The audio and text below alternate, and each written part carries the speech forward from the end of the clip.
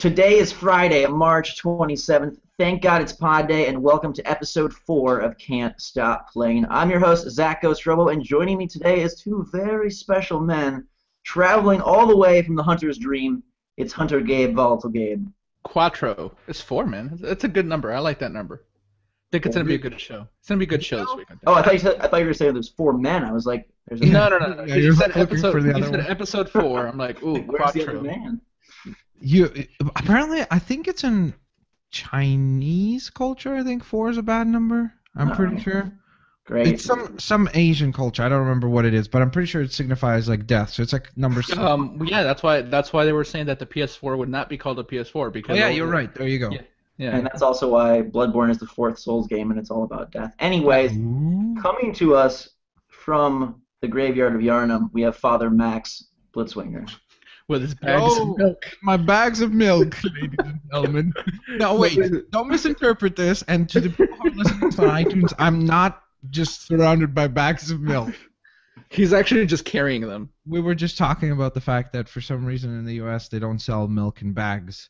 Because if you want to buy a lot of it, it's a lot easier to buy it in a bag form. What's wrong with gallon jugs or? All right, I'm sorry. This is not the milk podcast, right? But what if some just like wacky hooligan 13-year-old decides to go to the equivalent of a Walmart in Canada and just poke them all with like needles? Well, can't you do the same thing to a carton? Well, it's a little harder to poke. Yeah, it's harder to do. Like you could just run with like a blade and just cut the bag open. Well, first of all, don't forget that Canadians are generally speaking nice, and polite. Sure. So we have that going for us. It's like I guess there's a prerequisite for having milk or bagged milk is that you can't be a jerk. Yeah, no, that wouldn't work in Texas, man. We have too many jerks here. Everybody. Well, I know you'd be the first one to try it. You'd run in there with a machete like Jason Voorhees and just run across the entire dairy aisle.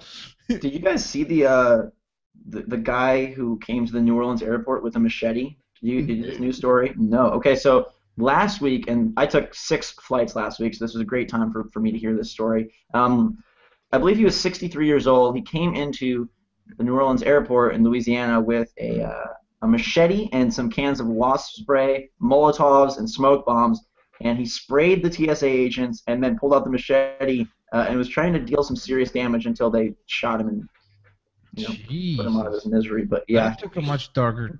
Okay, tone. they killed him. Well, not on the spot, but eventually, yeah. Okay. Wow, man. Wait, what does that mean? Eventually, what were they like missing a lot?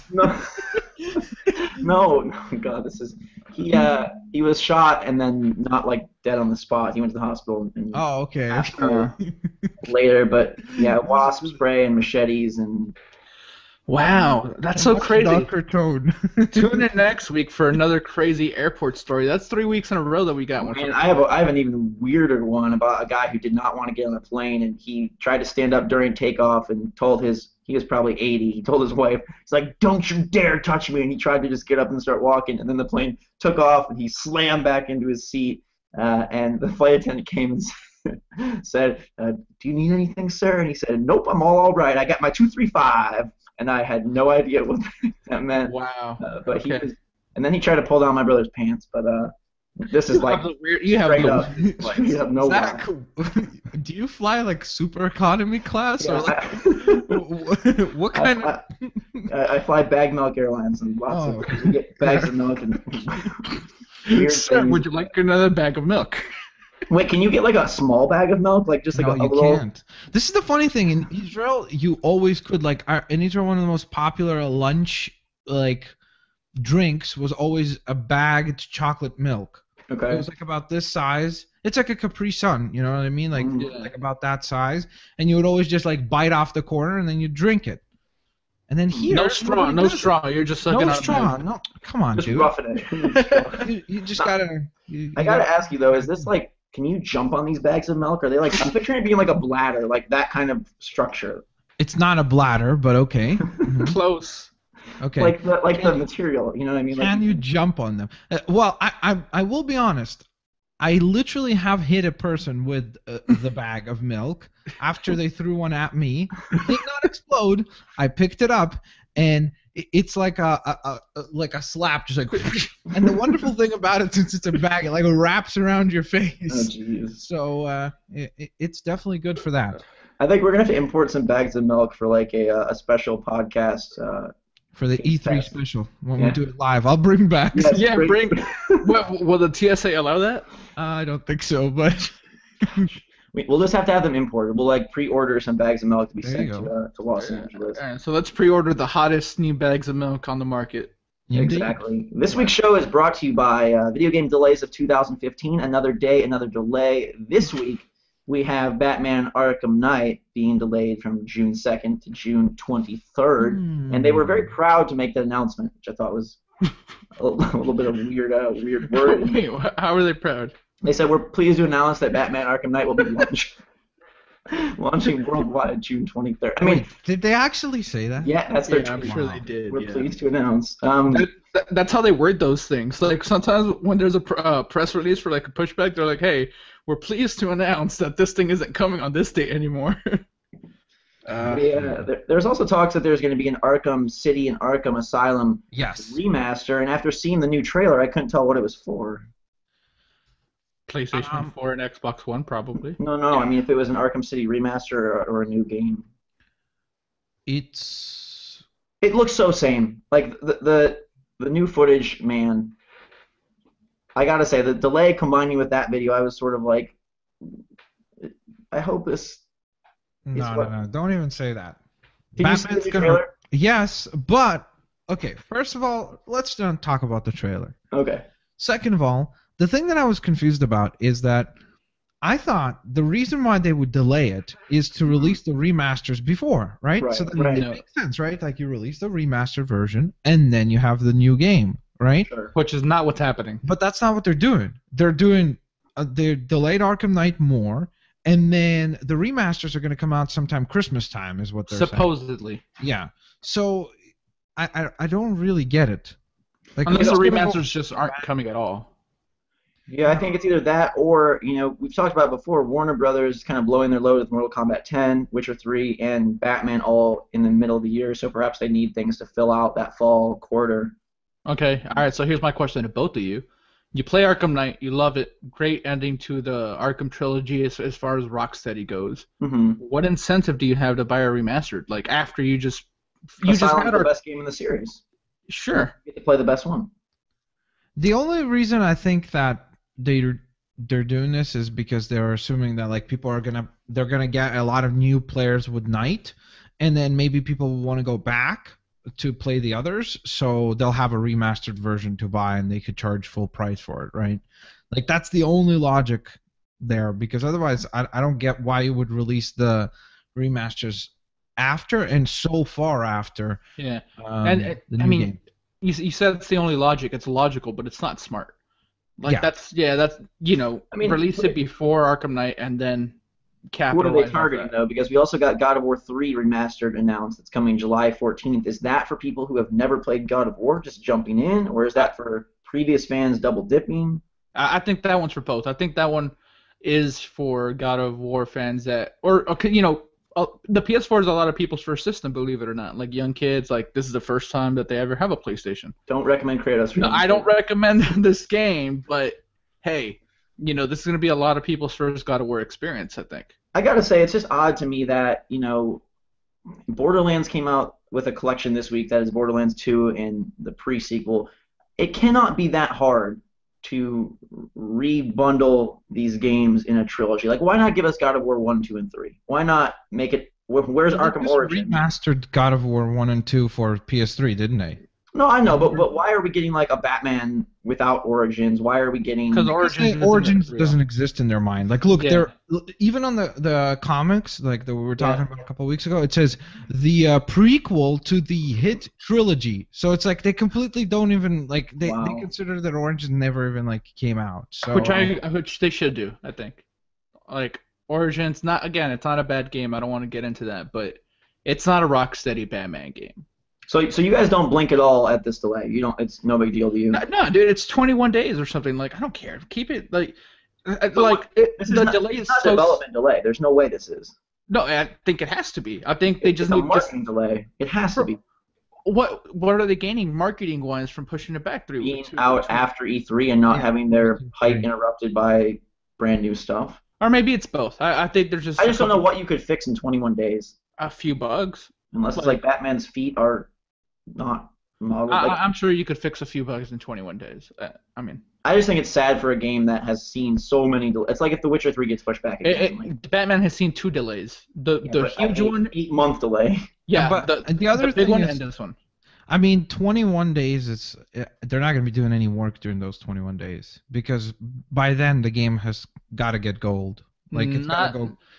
June 2nd will be gold already because they got to ship it. They got to make it, right? Like you can't. Like, what do you think? It takes like 2 days to like print all those copies. Well, no, I know, but okay, you get to do that a little bit later because you have these extra 21 days. Like let's say by June 2nd it has to be gold, right? Yeah, and then they'll do patch. Yeah, they'll do patch work. Like, all right, so instead of having it in people's hands, on that day, they have it in people's hands later, and they have a big day one patch that fixes everything. Sure, I mean. Zach said it just right. Like, I don't even blink at this. Like, whatever. It's 21 days. I just think it's silly that we constantly have to deal with delays. And someone sent me an interesting tweet. They said, what if this is because Sony or Microsoft want to show it in their E3 conference to fill a spot? Nah, that's not it. You don't think it gets an appearance? No, I think it will get an appearance. I wouldn't be surprised if we get some sort of, like, exclusive DLC from one of them. Yeah. Like one of them secures an exclusive DLC for it or something. Did you see the new one? Especially. I mean, you brought up the God of War thing, right? The remasters, like, and I think we just glided over that super quickly. Like these remasters thing, they're really really beginning to suck. Like everything gets. Yeah, like they're charging us for backwards compatibility, and I haven't played the Borderlands one, but that itself seems like a big old bag of milk to me. Like it's so useless. Like why, man? The pre-sequel just came out in October. I think you answered the question earlier by saying like this is a lot of people's first generation, and so why not sell to that audience? A new audience. The weird part is that it seems to be replacing games this generation. Since you're removing backwards compatibility, you are selling the remasters. It's like, hey, we don't need to put out a game in July now because we've got God of War. Hey, we don't need to put out a game in December now. We got the Batman remasters, and how much longer, or will this just never stop this generation? Yeah. Well, I mean, again, I guess hashtag at the end of the day. But I think again it comes back to money, right? Like they sell well enough, I'm guessing, and it's cheap for them to do it, right? So it's like double dipping for them, and then at the same time, I'm guessing the logic behind, like, it makes a little bit more sense to me when you're doing this with exclusives. You know what I mean? Because at least with exclusives, you could kind of justify it, say, okay, maybe there's a good group of people that didn't have a PS3 and didn't play God of War 3, and therefore now they've acquired a PS4, especially because a lot of people switch from being an Xbox fan to a PlayStation fan, and maybe vice versa. So why not now give them a chance to play God of War? So I kind of get it when they do it with exclusives. I don't so much understand it when they do it with stuff like the Batman games or Borderlands, where everybody already kind of most likely played it. Anybody who wanted to play it, you know what I mean? So it's kind of confusing to me. At the same time, I just think, again, it's one of those things like usually happens in the game industry where things start well. It's like when it just began with towards the late cycle of the PlayStation and PlayStation 3 and the Xbox 360, it was cool. Like, we were getting Sly Cooper games, Jack and Dexter collection. We were getting all these collections and remasters, and it was like pretty cool. But then now it's like every game has to get a remaster. Every game that we see that is mediocre in terms of even success, you expect to have a remastered version the year after. Yeah. And I think the reason why we're only getting God of War 3 and not the other ones is because the other ones would be a lot more work. God of War 3 already looks really good, so they can just like add a few more lighting here, a little bit more texture there, and that's it. Like, hey, put it out. This is remastered. And I'm sure it's not that simple, right? But no, it makes more sense. Transitioning just one generation instead of two probably is a cheaper and quicker process. The Borderlands one makes like really no sense because you can get the pre-sequel on PC, you can get Borderlands 2 on PC, and they still look better than these remastered ones. Like you could still run them better on PC. The same thing with Batman. Like you can play Arkham City on PC and make it look better than any PS4 version's gonna look. But whatever. I guess. If it funds bigger, better projects, I'm all for it. It's just the concern if they're using it as a replacement. Is there any remaster that you would be super hyped for? Like you Batman. personally. I will play Batman if it.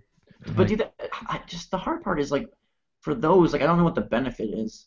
How much better can a redone Arkham Asylum really look? Well, if they can get it running at a higher frame rate, or you know what I mean? It runs fine already. I just played it recently on PC. Yeah, I don't know. I mean, to me, that's probably just because Batman fan, but yeah, I mean, it's hard to say. The thing is, like, I really did like the Sly Cooper and Jack and Dexter collections because that let me play some of the games that I missed in those collections. So usually, I would say that to me, it has to be an older game, like from like the PlayStation 2 or early PlayStation 3. Well, here's the one I want to say, and it might just take us into the next thing since. I don't think any of us have too much to say about these remasters. I would totally play, and they've talked about this, a remake of this is a remake, not a remaster, of Metal Gear Solid, like the original PlayStation one. They've talked about doing it for a really, really long time, and I think if they just fully remake it, like I think that could be really, really cool. I would love to play that. But then Kojima's not around anymore, so I don't know if they can do that. So I don't know. I assume that Konami's holding on to all the absolutely, all that stuff. I mean, the news Gabe is referencing is that Kojima was, would we say forced to leave or seriously removed? We don't know. We don't know. He disappeared from all of the Konami like bannerhead and corporate like website and everything. He's no longer there. No more Kojima Productions. It all went back to Konami stuff, and they made a kind of beating around the bush announcement that there will be more Metal Gear, and we're looking to fill that role, which I thought was that's basically as obvious as you're going to get without saying we dumped this guy. Or maybe he dumped them. We don't know, because Kojima, like we were talking before the podcast, like. But why would he do that before his game launched? That would make no. Well, why would they do that before the game launched? It just makes no sense in general. It's like it's one of those things where it's illogical in terms of just let the game come out and then during the DLC phase do this. Yeah. You know what I mean? Well, I mean, I think it makes no sense. They're hot. Like one of them, like hot-headedness. They're like, nope, like I'm done. Like apparently Konami saw it fit to just remove his name from everything. Or it just speaks to the fact that people, like the hardcore gamers, know who he is, but the general masses who will be buying Metal Gear Solid 5 could care less and don't really have a clue. And they specified he's going to finish Metal Gear 5. Like, for sure. There is a contractual obligation to finish off what he's doing. I don't know. I think that the thing is, he is so tied to that franchise that to me, I think once he's gone, like, don't get me wrong, I think that, honestly, the games might actually get better. Yep. Yeah. But it's going to upset the Metal Gear fans. So it might be that the games will get better, but it won't be Metal Gear games anymore, if you know what I mean. Like, because he is the like all of that franchise is his brainchild. It's like his sometimes weird and bizarre ideas, and it's kind of just that whole combination of stuff together. So I think you will definitely feel a difference both in the product and the quality and everything. But I don't know. We were debating this, but I think that honestly, it's a bigger loss in my opinion for Konami than for him. I think that he easily can go to any other publisher or developer and get a team around him and work on his own little side project. And I agree with you with the fact that it's a bigger loss for Konami. That's not the part I debate. The part I debate that it's probably not super easy for him to just pick up and go somewhere else. Like, to fund him alone is going to cost a lot of money. And then you got to weigh, like, hey, is selling 2 million? I said 3 million copies of Metal Gear. Like, a new IP is going to sell less. So is selling like 1.5 million to 2 million copies of a new IP worth it to give like Kojima like $150 million to do it in 7 years because it takes him a long time? I don't know. I don't know if that'll be like you see again. This is a case of where like is it only him or is it Konami's development teams and how they work and all that? You know what I mean? Like I wonder if like if he went to a publisher or like somebody like EA or something like that, right? And they said, okay, here's your team and it has to be done by this period and whatever. I'm sure they could press him and kind of like control him maybe more. You know what I mean? And get the project out in a more timely manner. I just think that he is one of those few people in the game industry. It's like, when you think of big icons in the game industry, it's like him, Miyamoto, like to a certain extent, Ken Levine. Like there isn't big names that like, like in all other industries, in music and film and so on and so forth, you could name directors, actors, so on and so forth. In gaming, it's so rare that you could have somebody behind the scenes, so to speak, that has like a public persona or public appeal. And he's one of the rare people that does. So I think that just that has a lot of weight. I think it's, movies, stuff like that, being a more passive experience, a designer or director can have a humongous, if not, majority effect on the project, but having such a mechanical component to game design, like you're relying on so many other people, and even though Kojima holds a lot of cash, like cash isn't his name holds cash. Yeah. Mm-hmm. Like, what other famous designer has left a studio and then gone on to make like an amazing game of the year game? I can't. I want to bring up one person, and I don't think he's on the same level as Kojima. That's not what I'm saying. Blazinski? Oh. No, Peter Molyneux. Oh, God. Come on. Like, all right, he was at one point super respected in the industry, right? Fable 1, Fable 2, good games. At least what did he make after that? Super respected? Yeah. You think that Molyneux is on the same level as Kojima? No, that's why I said in the beginning, Oh, I don't okay. think he's on the same. What game did he make after that is popular? You haven't Curiosity? Did you not hear about what happened? Oh, I did, but I don't know what game. Well, no, that's why the Curiosity thing, right? He promised. Well, the point is he's trying to say that it's not possible for them to do that. I get that. I think now we'll see, like, what does Cliff Blazinski do? What does Ken Levine do, with his smaller team and this new Boss Key Games thing? What is that going to be all about? Yeah. Wasn't Cliffy B, like, sort of responsible for Fortnite a little bit? And then, I think he left that too, right? Or did he never have anything to do with that? I'm not sure. You might be right, because I do remember him talking about that. Yeah. I just think when attached to a project, a designer or a head or a creative lead has a lot of influence. But outside of that, I don't think, at least to me, it doesn't seem yet that there is such a specific style or genre attached to a person, like a director maybe, that then their influence can overwhelm whatever project they go to. I mean, sure, there's some elements like, a Ken Levine game is this, or we'll see if Kojima makes other games, but is there that much influence that they can really have to be relevant wherever they go, no matter what they do? Well, I don't know why I'm blanking on her name. What's the woman's name from Naughty Dog that went to Amy EA? Hennig? Yeah. You saw how quickly she was scooped up. Mm-hmm. You know what I mean? So I don't see why the same kind of thing happens with Kojima. You know what I mean? Because she doesn't cost them $100 million. Well, I guess, like, what is her thing? Like, She funny writes. stories? No, Yeah, she's a good writer, and she's able to manage a team well from a creative standpoint. And you think Kojima could do that? No, I just wonder, like, what is her imprint that you would feel or notice or recognize in the same way that, like, a director, you can say, like, oh, this has, this guy's stamp or this woman's stamp on it. Yeah, I get what you're saying. Again, I think that it's kind of like what you said before, where it's in gaming, it's much harder to like do that because, especially on a scale that we're talking about here, like if you're doing an indie game, you can kind of pick up on certain notes, you know what I mean, like tones and such.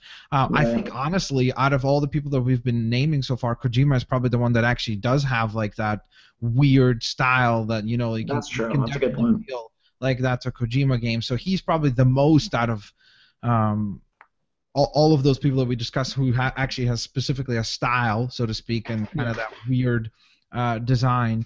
Now, again, I'm saying all this as somebody that loved Metal Gear 2. I enjoyed the other Metal Gears, but I've never been like a huge fan of them.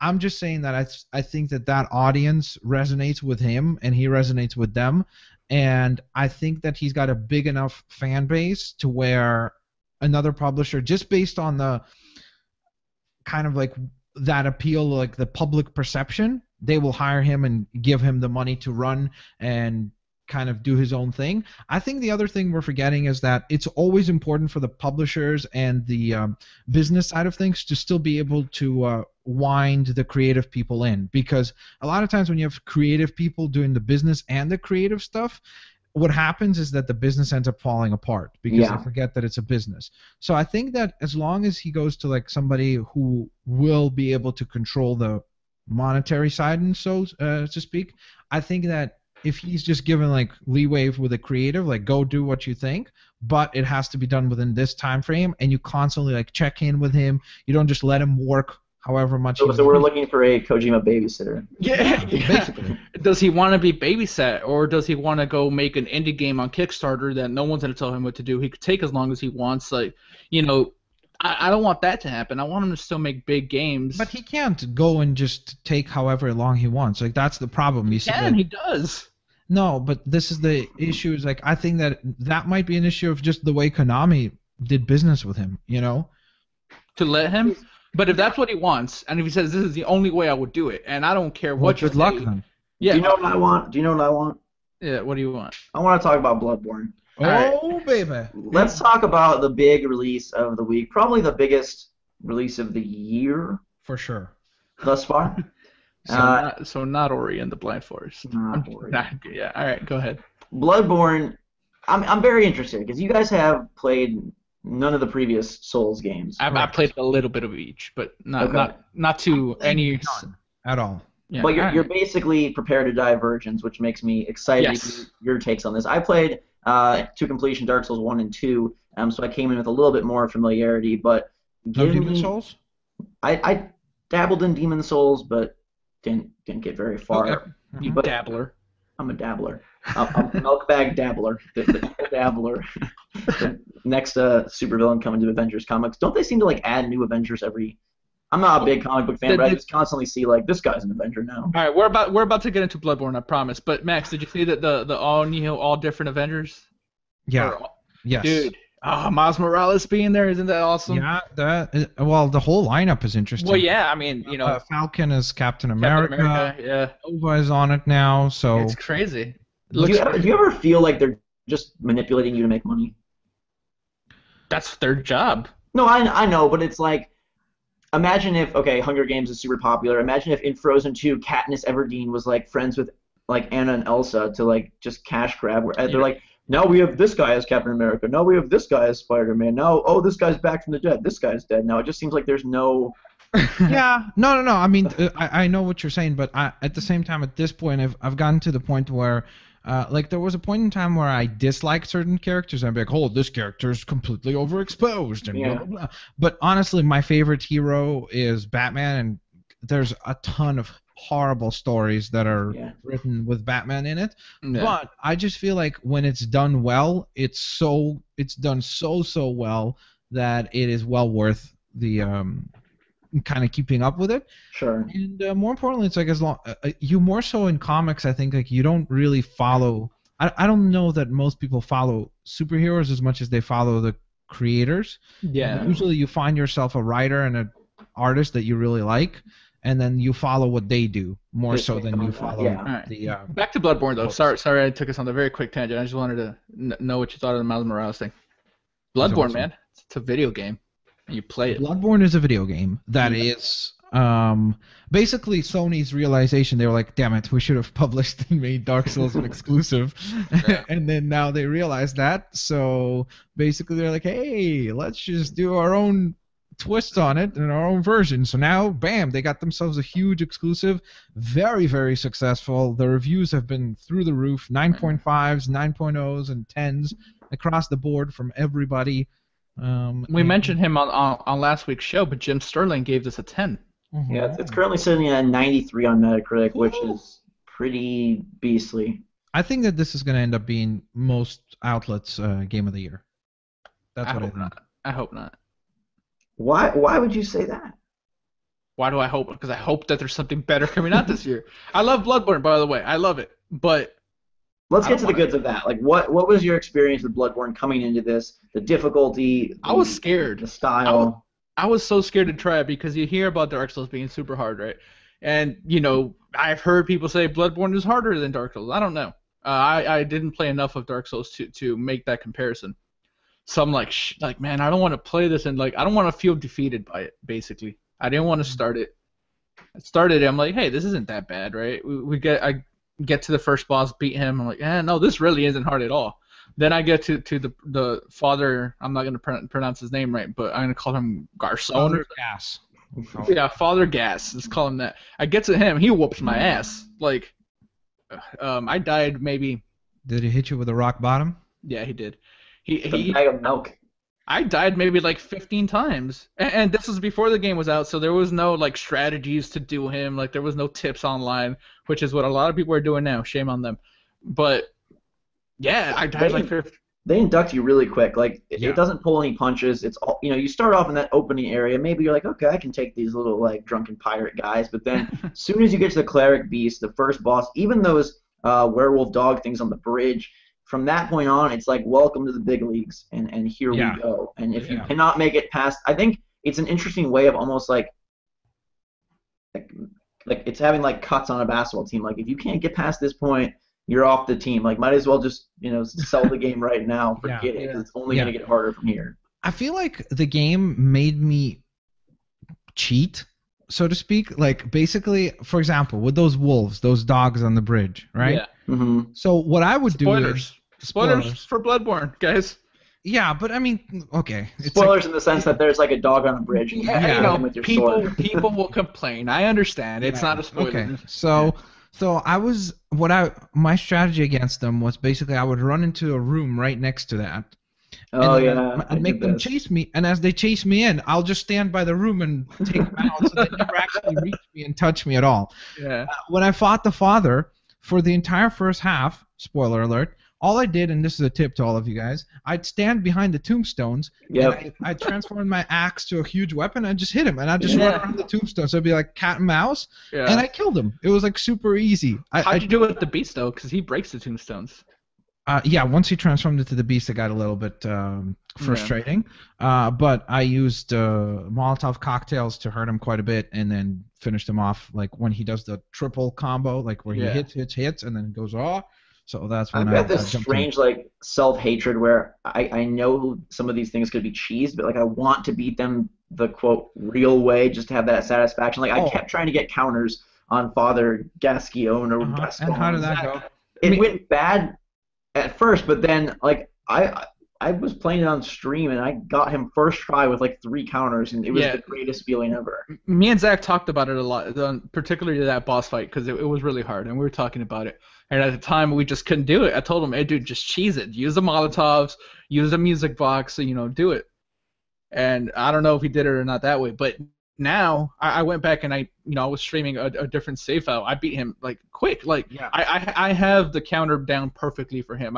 If I were to play him again, he's done first try. Like I think it's so easy. A testament to like humanity and game design that when you play this game again or go back to areas, you're so much improved. Like the fact that you can feel like, man, that was a cinch when before it was the hardest thing you felt like you've ever done. It's great that the game like subliminally manages to teach you all of these things via its different enemies and the scenarios that then you go back and you're like, wow. And I think it also just shows how they're able to create kind of new things going forward, so it doesn't feel like, well, I got this father guy down, now the rest of the game, forget it. There definitely is, and I don't know if you guys have reached that point yet, but there's definitely a plateau where it actually gets harder but easier at the same time because you are skilled and because you understand the rules of the world.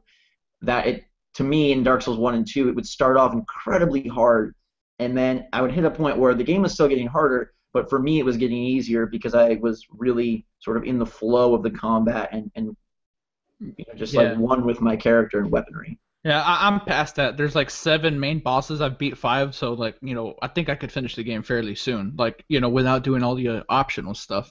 Mm-hmm. So I know exactly what you mean. Like the game intends to be harder, but you know how things work.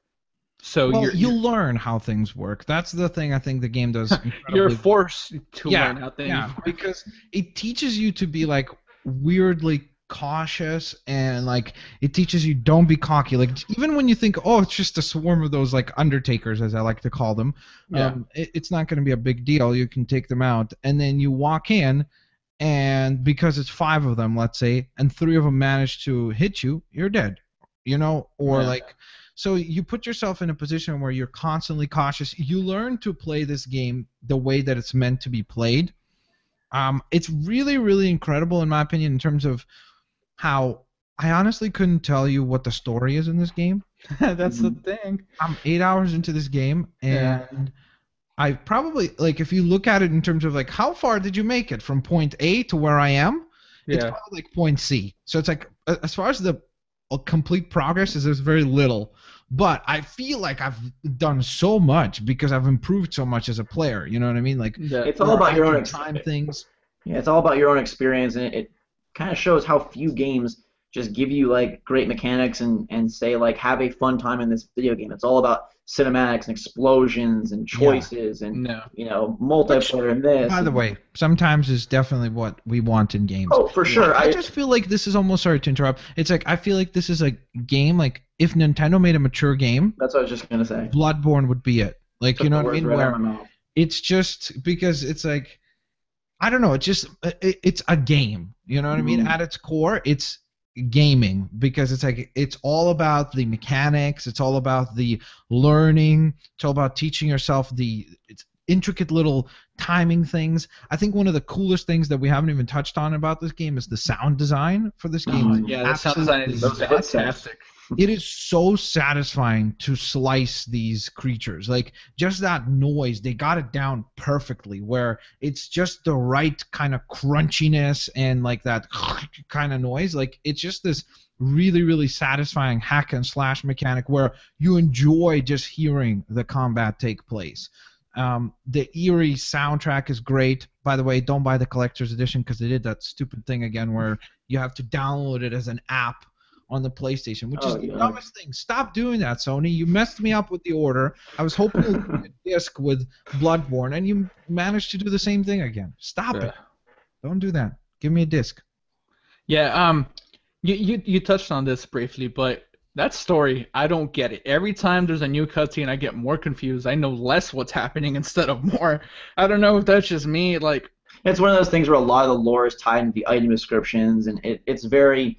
It appeals to the hardcore, like they're all like, oh my god, you read this bell and you learn all about this guy and this and that. But for the most part, like everything's stripped away. You kind of just turn the game on and you're in. There's no mission givers. There's no, you know, extended cutscenes. There's no driving. It's just game after game after game, which to me I love because you're right. It does feel like if an old school game was made in 2015. Here's what it would be with all the polish of a next gen. Like the game looks good. It sounds good. It feels good. It's not like order level of graphics, but I think it's like definitely a next gen looking pretty game. How are you guys feeling about like the environments, the world, the enemies?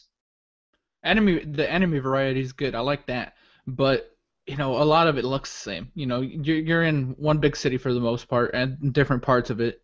I wish there was just more variety. Give me something where I'm playing in snow. Give me some really, really green greens. And Dark Souls was like that, and so here either they had a different vision or they had less time because, you know, I was telling you the other day, Gabe, Dark Souls 2 has like snow, it has forests, it has dragon roosts, it has mountains, it has castles, it has swamps, it has caves, it has pirate ships, it has ghost towns. It has, you know, so much variety, and here it's like they were definitely going for a more interconnected design, and I love the fact that they almost, like if you saw Bloodborne from a top-down perspective, it's intricately laid out and like very masterfully laid out that everything kind of reconnects in good ways but not good enough ways, so you're still having to find these connecting paths, but it feels like one consistent world. I think that's a real big achievement, but you're right, it does then lend itself to feeling like you're kind of stuck in the same level.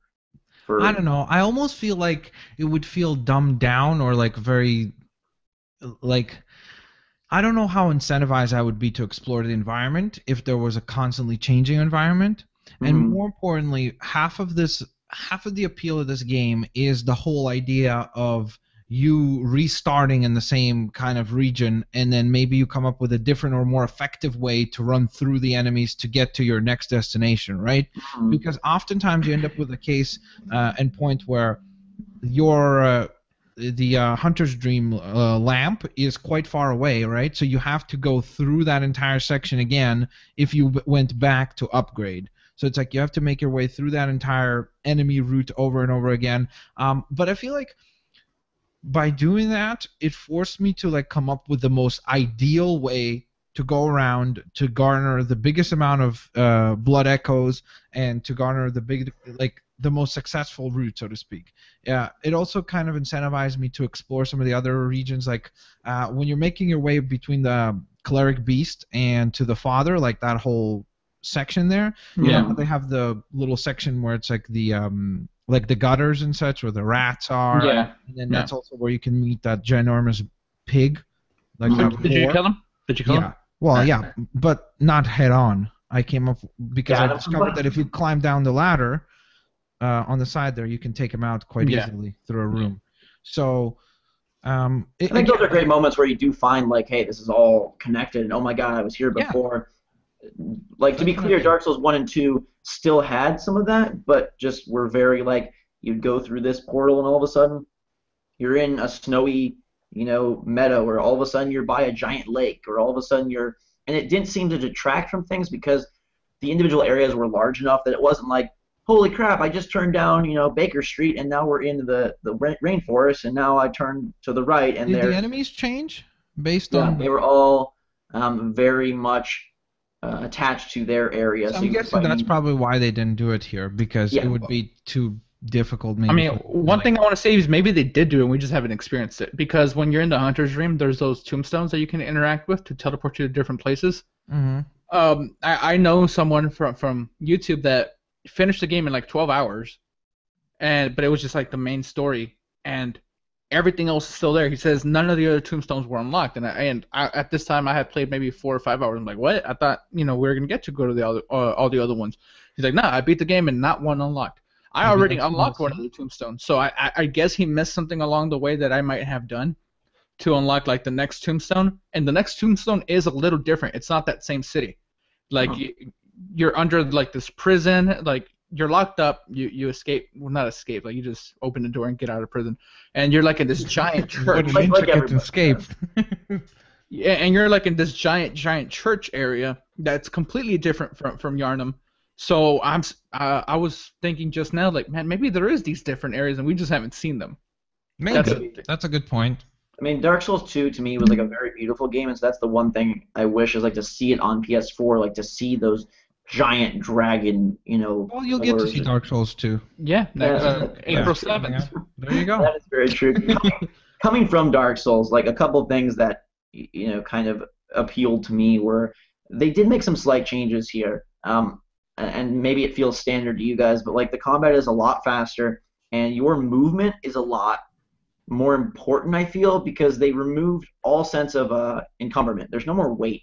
That was one of the biggest things that I had to manage in Dark Souls 1 and 2 was like making sure my weapons, my armor were not so heavy that I couldn't roll, and like trying to decide if you were going to go with less gear and be able to fast roll or go with more gear and take like a slow burly belly flop. Like that was a huge part of that combat and contributed to your playstyle. Like, do you just sword and shield and strafe around for a long time? Do you try to roll under attacks? Here it's like your only choice really is to evade. Like you can't do the sort of big, huge, I'm going to take hits and go. I want to say that when you have the double-handed weapon, the roll takes up more stamina. Does it not? It probably does. I'm pretty sure.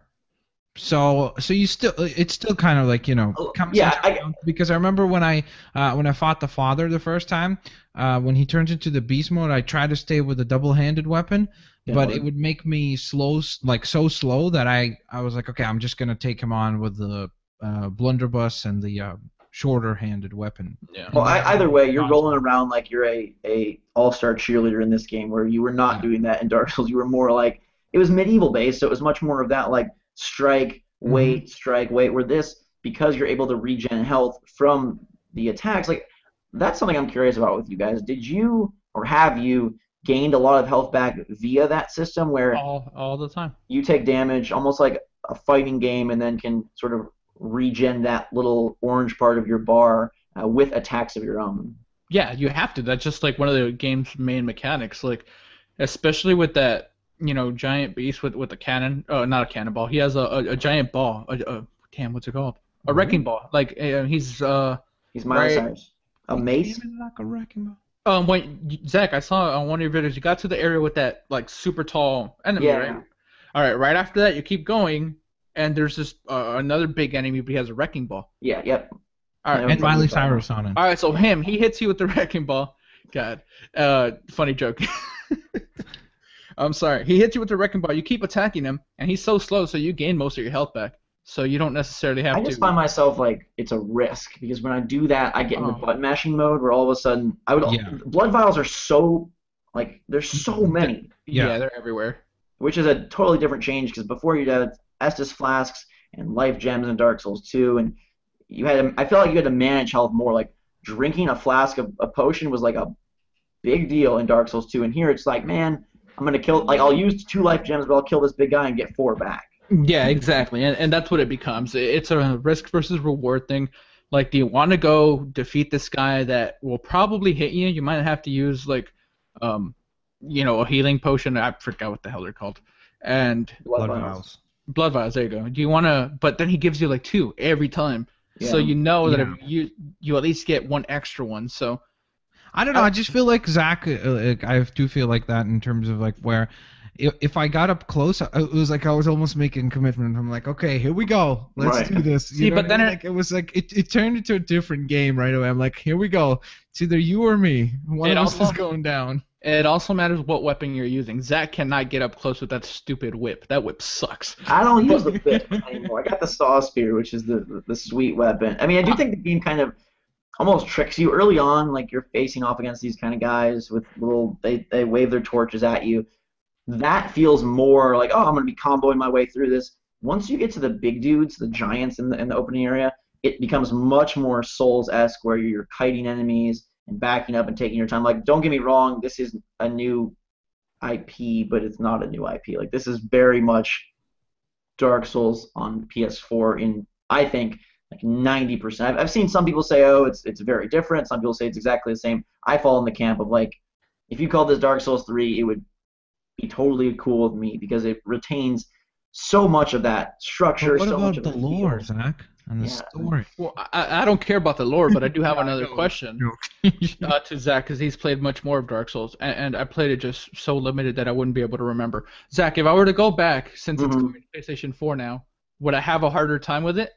I think the conversion is a little bit tricky, but I definitely think the experience like pays off tenfold. I mean, you can go back and watch my original Dark Souls 1 and 2 videos. I struggled like with the flow of that, and I have that cadence down, I think, for Bloodborne right from the start, where you know how it's going to go. You understand the patience you have to have. You kind of get the system. It's fun watching new players go in there and just get absolutely owned because they have to learn sort of the rules of From Software and how they make you play. Obviously, there are nuances like, hey, you have to roll more here, be more aggressive. The transforming weapons, I think, are the coolest thing. Well, yeah, the weapons themselves are, in general. Speaking of which, let's run through. What are we using right now? Yeah, for sure. What are you using, Gabe? All right, so I'm using the cleaver, which is super fast, and that's why I love it. Okay. The cleaver, and I have that thing leveled up all the way. So that's one of the first weapons, isn't it? Yes, that's one of for the basics one. Yeah. I have the twin bloodstone, so I was able to upgrade that thing all the way. So that's my main. My second one is the sword that you get from defeating that guy with the Gatling gun. Zach, I don't know his name. Do you? You're not far enough. Annoying jerk. That's his name. Yeah, you're not far enough, Max. But there's this one guy on top of this tower with a Gatling gun. He's super hard to kill. The only way, not the only way, but one of the main ways people are taking care of him are by like knocking him off of this tower. He gives you an item that allows you to buy these new weapons, and one of them is a sword. And I like it a lot. It's strong. It's not as fast as the cleaver, but it's right there. So those are my two. What about you, Zach? I was running the threaded cane at the start because I wanted to be different, and everyone laughs. But I mean, in trailers, it was the coolest looking weapon. Like it I'm looks an old amazing. man, and now I've got this like whip, like Ivy from Soul Calibur. But then you use it, and you're like, I'm just lashing them, like 40 times, and they're not going down. So now I use the saw spear, which I think there's just so much. There's so many satisfying aspects, like finding those different hunter badges and then going back and unlocking like a new set of weapons. Genius system. Everything without having like all sort of the like flashy loot and stuff. Like there's very limited loot actually, but when you find it, it's like a huge reward. Even getting a new item and trying to figure out what it does is really fun. The leveling up. I don't know about you guys, but like I feel so stressed out when I put points into some category because it's like and they make sure to say like, are you sure you want to commit blood echoes? I'm like, no, I'm not sure. Like, no, let's go test something else. And you look at the little stats, and it's like +2 to your stamina or like +1 to your attack. And making those choices, man, I have more trouble with that than I do, I think, like in some games like Telltale stuff, choosing like, do I want Duck or whoever to live. Well, because it has a lot of significance. I'm still using the axe. Blunderbuss is terrible in my opinion. I really don't like it at all. Have you got a pistol yet? No, I didn't buy a pistol, but I just bought the hammer and sword. Speaking of that, shout out to that. It's a Kirk hammer. It's the worst freaking weapon in the game. Yeah, I tried it. I was like, what is this? This is just a waste of 3,000 blood echoes. I dropped on it. I was like, oh, here we go, new weapon. Like, don't get me wrong. I like the sword because it's so fast. Like, when I have something big and hulking, I can quickly hit it a lot of times, and it's quite good for that. But that hammer is like, it's got a wind-up of like, I could go make a sandwich. It's longer than the loading screens. If you get it right, though, like... Yeah, it does 300 damage. Those charge attacks, have you guys been using those a lot? Of like kind of timing? Yeah. That is the most effective way to fight, is kind of getting that charge attack timed. And if you can hit it with that Kirk hammer, oh boy. Then you can straight away queue up another attack because it knocks them usually flat on their face. But it also takes so much stamina, so you got to make sure your stamina is up there, because that Kirk hammer, charges up attack, your stamina is gone, buddy. Yeah, so, I mean, I don't know. Maybe if you like upgrade it, maybe it does become like decent.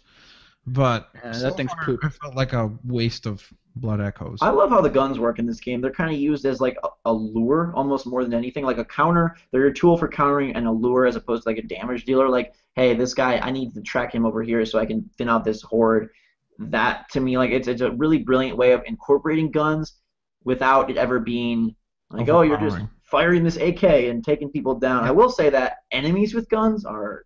I hate them. As always, a pain in the butt. Yeah, it's impossible. You always think you can outsmart them by like just rolling or like evading, and then they'll still shoot you and hit you like in the leg. And you're like, oh my god. All right, Max, so then what do you do when there's like 8 enemies with guns and they're all firing at you at different times? That is definitely a thing. You turn around and you go the other way. No, you have to go that way. It's the way to the witch, one of the bosses. Oh, it's just so many of them. They just have like keen aim. Like all of a sudden you'll roll and they'll like slowly pull their gun back up. But they're right on you again. Like they have laser sights without laser sights. Have you guys got to a point where you found yourself like you're in a groove, you're really enjoying it, and then it brings something new in, and you're like, oh my god, I don't know if I want to do this anymore. I was on stream, right? I killed one boss in my first try. I'm like, oh, I'm feeling good. Let's go next boss. We go to the next boss. I defeat him on my second try. I'm like, all right, I got this. Like, let's just go finish the game. This is nothing now. Like, I'm on the way to the next boss. I can't even get there. Like, the enemies do so much more damage. Like, there's a huge jump in difficulty. For me, that moment early on was you beat Father Milk, and you're going through kind of the next sub area, and you get to the next like main area, which is the Gatling gun area, and there's poison enemies. And I was like, no, don't bring the poison thing in, because Dark Souls 1 and 2 had curses and poison, and it was this has frenzy. That's a new one. I hate frenzy. Worst. And I have that to look forward to, but I noticed that it's coming up because when you go to the store, all of a sudden now there's antidotes. Right. I'm like, oh no. You're in a groove, and I'm just like, it does feel oppressive. You're like, can we like renege on our hunter's contract? I want to like go back and rip that thing up. And it's interesting too. Just some things like, for example, in Dark Souls, when you would die, you would take a penalty of your health, and here you don't do that. they have made the game more approachable is not the right word. They've made the game, I think, more beatable, but it starts off like if you were a new player, they hide most of the tutorial in the back half of that Hunter's Dream that I didn't even see until like 3-4 hours into the game. This is like definitely getting a ton of advertisement, but General Joe buys this game and he could have a hellish time. General Joe, for being in the military, he has a lot of time to play games. Just wanted to mention that. He's General Joe's retired. Twins. Yeah. Yeah.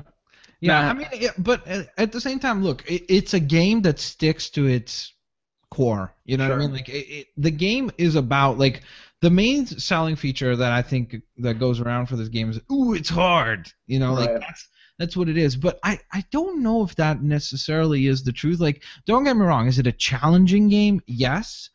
But it's got, like, a weird thing of where I think that the game is a lot more about just all the mechanics, like just the way that they all work together and just the intricacies of like having to worry in a game that is predominantly about combat, having to worry about how many actions you can make before your stamina runs low. Like that's a real key consideration because like if there's a big group that engages you and you think, okay, I'm going to hit the two front guys a couple times, they'll go down, and then I'll have one more shot and then I'm out of stamina. So I won't even be able to roll out of the way.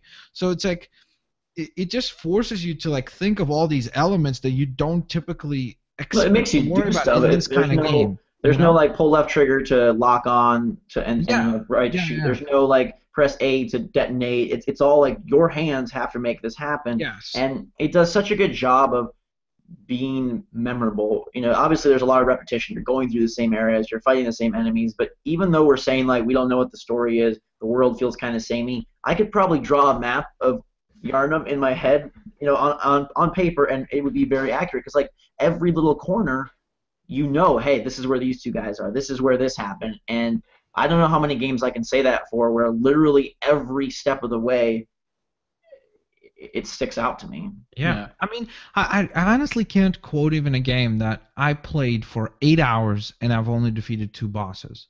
Like that's just, it sounds like bizarre, you know? Yeah. And I know that people are going to say, well, that's because it's a difficult game. I don't even know if that's so much it, because honestly, I just enjoy, like, exploring this place. Like, I'll go and find all the little nooks and crannies and just look around, and some things you could just never even see. Like, you know that at the very beginning, when you're going towards the, where they have, like, the campfire, if you go in the other direction, there's the guy with a big, ginormous axe. Like, some people might not even see him. He's so like on the side, you might not ever even see the guy because he's just walking there back and forth. So it's like some enemies and some enemy types you might never even experience if you don't bother exploring. Yeah. That's how it is for one of the mini bosses. Really, really cool. You fight a mini boss in the same area where you beat Father Garçon, like in I believe it's like how his name keeps changing. It's Garçon, Gasquion, Gas. Yeah, I don't know what the hell his name is. I can't do that. But yeah, there's a mini boss there too, and the only way to get to it is you have to find this woman like randomly in this world. It's not random; she's always in the same place. But on stream, they were guiding me. They were telling me, "Hey, go here, go here, go here," and I go there. Right? They're like, "Yeah, that's it. She's there." I'm looking around. I'm like, "Dude, she's not here." And they're like, "Yeah, she's supposed to be there. You probably already killed her. You just don't know it."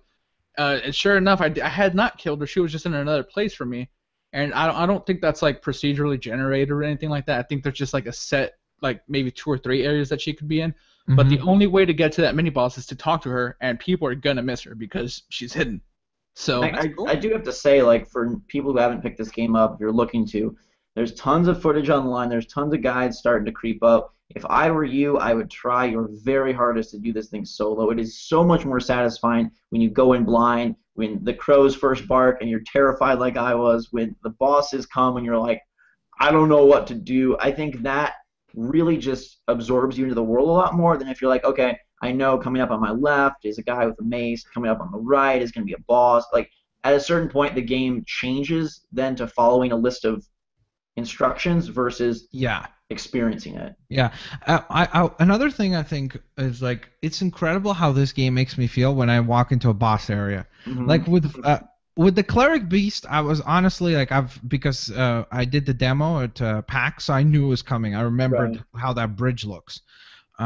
But with the Father, I didn't know that it was gonna be. So I'm walking up this little staircase, right? I'm like, ooh, and then all of a sudden there it is, and I'm like, oh no. You literally have this feeling of like where your heart just sinks to your stomach. You're like, no, my blood echoes, like it just goes like, dum. And you're like, damn it.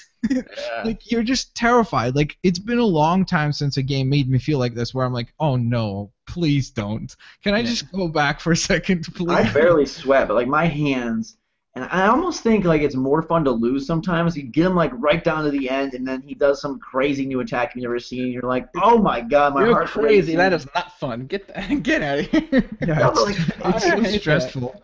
If you breeze through, like that's one thing, but going like. Why do we find Father, Gascoigne, whatever, so memorable? Because he was so hard. Because he put us through so much pain. Like that is why. Yeah. He may be the most memorable thing of that game.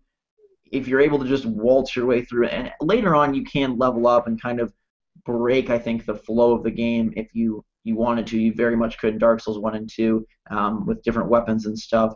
But it's fantastic. Try it on your own. The guides are out there, man. Like, if you really, really, really need guides, I don't say positive things about this website too often, but Polygon has some really good boss guides.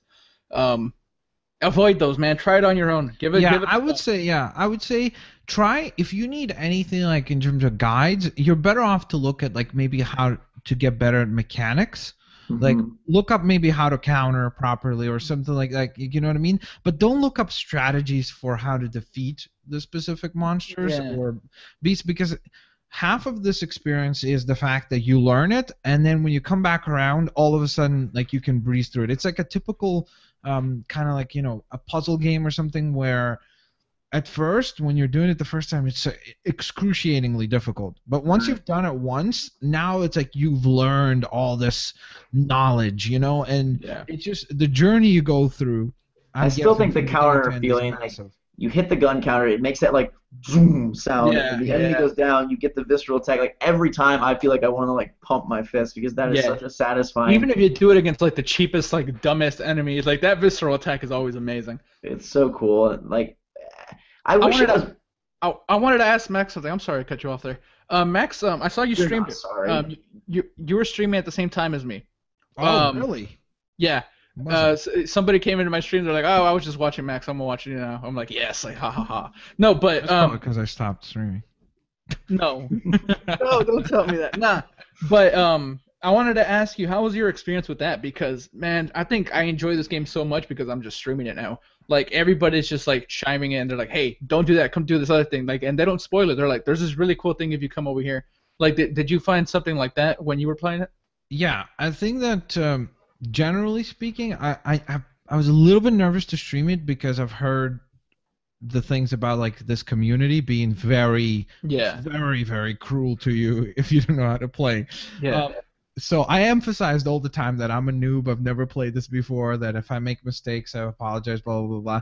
So that was definitely a worry. However, when I started playing, it really is an awesome game to play like socially like that, in a social setting where you can have other people contribute to the decisions and like, when we would come across like one of those big giants, especially like the first time where he's behind the gate and stuff, at the bonfire. Like behind the gate, there's the big guy, and I literally spent like a good 3 minutes deciding if I want to engage him or not. Like we did like votes and stuff. I know, but for me, I was terrified. Yeah. Especially because I had like 1,700 blood echoes at that point. That early on too, so that's a lot. Yeah, so I was like, okay, do we do this, guys? Do we not do this? Do we do this? Do we not do this? So yeah, it's definitely a game that is perfect for that. There's a reason why the game is highly, highly streamed on Twitch. It's quite possibly the most streamed game nowadays. Like for this week at least, it's been very highly streamed by a lot of people. So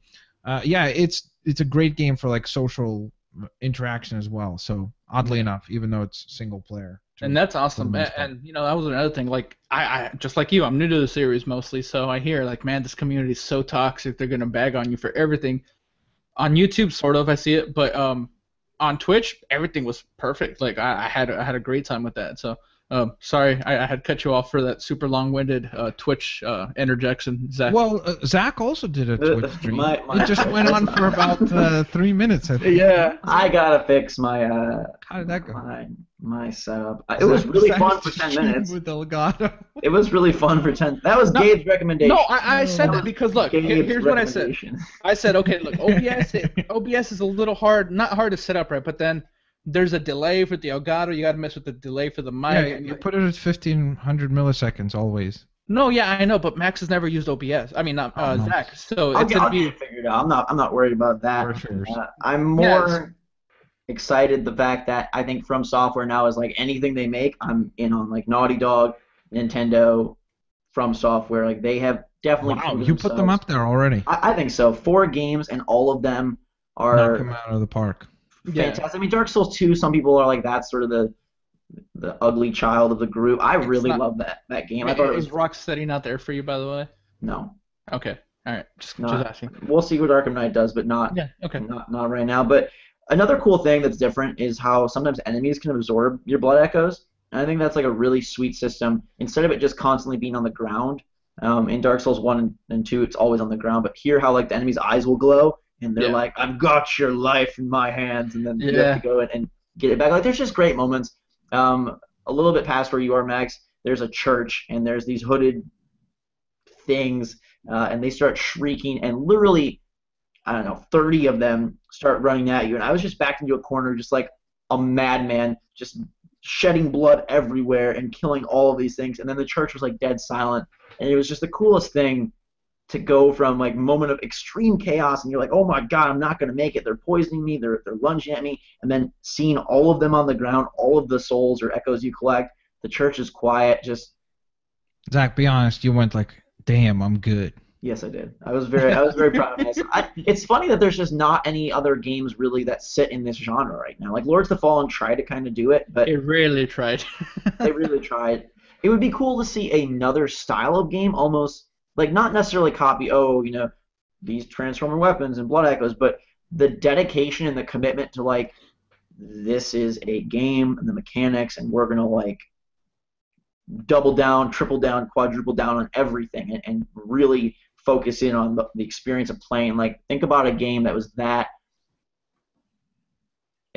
focused and intense in a different genre. Okay, sort of. I'm about to bring one up. I was playing this and I thought to myself, man, I really, really want like a good Ninja Gaiden game again, because like Ninja Gaiden Black or Gaiden, whatever you want to call it, like Ninja Gaiden Black, that's a hard action game, and it's sort of the same genre, but it's a lot faster and it's a lot more action based. So like playing this for some reason just makes me really, really want to have another one of those. So I think that might count for what you are talking about. Well, they definitely share, like, it's on the player. You have to beat the stuff. People are playing the DMC remaster right now and finding it parallel, not similar, but parallel in the sense that, hey, you're responsible for killing all these enemies. It's not going to be handed to you. It's not going to be any of that stuff, and I really like games that do that in the same way that Mario, Super Mario 3D World gets super challenging towards the end. Like, that is kind of a similar thing. Like, it's on the player to really be the one to make this game, go. I think in general, like, there's a lot to learn from this game in terms of being a game. Like, that's what I think is like the biggest benefit about it, because I think a lot more companies could look at this and be like, okay, we don't need to always have a narrative-driven experience, because, like we said, the story in this game kind of something. I mean, it's there for the people that are like super hardcore, but for for the average person that will play this game, I don't think that most people will care necessarily about the story or get it. So it's interesting how this game purely, in my opinion, the foundation and what carries this game through is the mechanics and the core gameplay ideas. And then the enemies, yes, of course, they add the challenges and all that, but I think that the main aspects of how you play and the management of stamina, health, and all these other things that slowly but surely are added on to make this huge management system is what makes it so successful. So I wish, or at least I hope, that this game sells very, very well, and so that more companies could look at this and be like, okay, we can make a gameplay-driven experience. It doesn't have to be narrative-driven all the time. Don't forget about those epic coughing sound effects, the laughing sound effects. Like that first area, the cackles and the coughs. I'm like, what? Are we in like a creepy movie theater? What's going on here? Because you go knock on some of those doors and the things that people say and do, it's like, where the heck am I? Yeah. Yeah, it's quite a spooky little It's area. a great time, man. I hope it does well too. Like, I think the Order was like a huge hit for Sony. Like, I think they really wanted that game to do well, and it didn't. What do you think this sells? Like ballpark? 1.5 million, maybe. I don't know, maybe 2. Which is probably great for them. Yeah, I would want it to do at least as well as Dying Light, I would hope. It's interesting, though, because I think Sony kind of bet on the wrong horse in that regard. You know, they put all their marketing dollars, I think, into Order, and now they're probably kind of kicking themselves. They're like, we should have gone with Bloodborne. Do you remember, though, Dying Light was like on PC, it was on Xbox, and Sure. Yeah, of course. Yeah, you're right. But I think this could sell 1 million. I don't see why not. Like, what somebody with a quieter keyboard than mine, what did Dark Souls 2 sell? Like, I'll look that up. I think, or even Demon Souls, since that one was exclusive to PlayStation. yeah, I mean that kind of is hard because back then Demon Souls was like, this is a horrible, scary game that nobody wants to play. But I think it still did well. Dark Souls 2, they have it at Dark Souls was 2.3 million as of 2013. Dark Souls 2 dropped 1.2 million in 3 weeks. So I think this is going to definitely. Okay, I think it does so 1 million. It does 1 million. Yeah. At least, so or more than that. Who's your favorite enemy? As we wrap this up, favorite enemy thus far? Because I think some of those guys are just it's crazy how they designed them to be like the guy. My favorite enemy so far is the guy with he has a bag over. It's not a bag of milk. It looks like a bag of milk, but he has a bag over his shoulder. Right? He attacks you. It takes like 75% of your health, and this is when you're like completely leveled up. He's a crazy strong enemy. I don't think you've encountered him yet, Zach. He makes you play what Dark Souls 2 was. Like, you have to be very careful. Like, going in there and attacking him very quickly isn't going to help you a whole lot because, yes, he takes all your health, but you could get it back if you're fast, but he's fast too. So 2 hits from him and you're dead. So, and he always drops twin blood shards. Not always, but often enough, and those are... That's good. Yeah. All the upgrade stuff is cool too, and how you can slot like gems in, like that's brand new. We didn't even talk about that, but yeah, we'll be back next week with it. We're gonna try out the Chalice dungeons, the co-op stuff, which I think is gonna be. I'm super hyped for that. So we'll definitely be back for more. Max, who's your favorite evildoer? I want to say that so far, yeah, like the father was the most like significant one because when I beat him, like it was by far so far like the experience of where I'm like, yes, like know, it's so satisfying because the cleric beast, it killed me once and then I killed it on the second try. And then most of the other enemies, like if I died, a lot of times it would be just me getting cocky and like think, oh yeah, I'll be fine, and then I'll die. So it never felt like too difficult. But with the father, especially when he turns into his beast form, it got challenging. So I was frustrated. So probably him. I will say though that the crows do also stand out as just being so freaking weird. Like their sound so and the way they attack you, it's weird. They're my favorite. Just they spook me every time. I'm like, I have a constant war with these crows. I'm like, Jesus Christ! Like, stop barking, stop falling. They have no legs. They fly in such a weird way. It's just. Well, they don't fly. They just kind of like hover, belly flop, hover kind of thing. They're like so lazy. Like you just think like of their lifestyle. Like imagine how fat they are and like their lifestyle. I know, but I'm just thinking to myself like, what kind of a lifestyle do they have where they're just like oh, I'm so fat, I'm just gonna lay here all day. And if it comes by that I can eat it, I'll just like up in the air and like belly flop it and try to eat it. It's like wow. And they always hang out in like threes. It's like there's some sort of like trio group that they hang out. They're like the Three Musketeers. They're just awesome. Designers just like in the game, like, all right, we're just gonna shove a trio of crows in this corner. We're just gonna drop another trio of crows in this corner because a lot of times they're where you least expect them. Yeah. And they just pop up and you're like, God, because they do startle the heck out of me every time. And later in the game, they're in 4s and 5s. So I hope there's advanced crows later. Sometimes they even try to drop them on your head. Yeah. As you're walking by. Oh, those the long like slow crawling swamp skeletons are also pretty like. Oh yeah. Those things are menacing. They're not too tough, but like they look They like get you. They can't get you. Yeah, but if they get you with the combo where like they hit you and then they go like hit, Yeah. they can kill you with that. That's the funny thing too. Still. Some stuff starts off really slow, and you're like, all right, this guy's a slow attack, and then he'll pull out like this, like you said, like this 5-hit combo, and you're like, what? Where did you get that stamina? I think it's funny sometimes that we have the stamina bar, and the enemies seem to be like they're playing by a different set of rules. Yeah. Like Father Gasquion or whatever, when he gets to beast form, his stamina bar, like nope, It's infinite. he doesn't care about it. Yeah, it's He just has infinite. as Yeah, he much as doesn't wants. stop. Like you have like a brief seconds to get in for an attack. Right. Also, shout out to the rat with that really big green eye. You guys saw that, right? And the sewers were. It's super early on, Max. Yeah, I fought the rat. Yeah, I don't remember. You look at their eyes. It's a really just bring a big green eye of puss. It looks disgusting. Yeah. I do like that they have beasts in this game as opposed to just like a lot of knights. Because Dark Souls 2, you would get kind of bogged down by I'm fighting another dude with a sword and a shield. It's a bigger guy with a sword and shield. This guy has a pointy hat, and I like that you have hopefully a greater variety throughout the game, at least from what I've seen. Even if they maintain the same gray-black color palette, the beasts are pretty. I know we're trying to move off of Bloodborne, but one last question: shields, they're in the game. Have you used them? I had one. I equipped it for a little while. Man, this is not the game for shields. Yeah, I had the wooden shield, and I felt like I'm like, is this a joke for Dark Souls or what? Oh, no, there's more shields. Oh, we're not talking about Agent Phil Coulson? Oh God, no. I don't even. I was so like caught off guard by that. It Marvel's Agents of Shield. I watch it every Tuesday, I believe it's on. I don't know. I know what you're talking about. Yeah. I haven't used the shield. I just find, again, the counters are so satisfying, and the gun, it just feels like that's how the game is meant to be played. Yeah.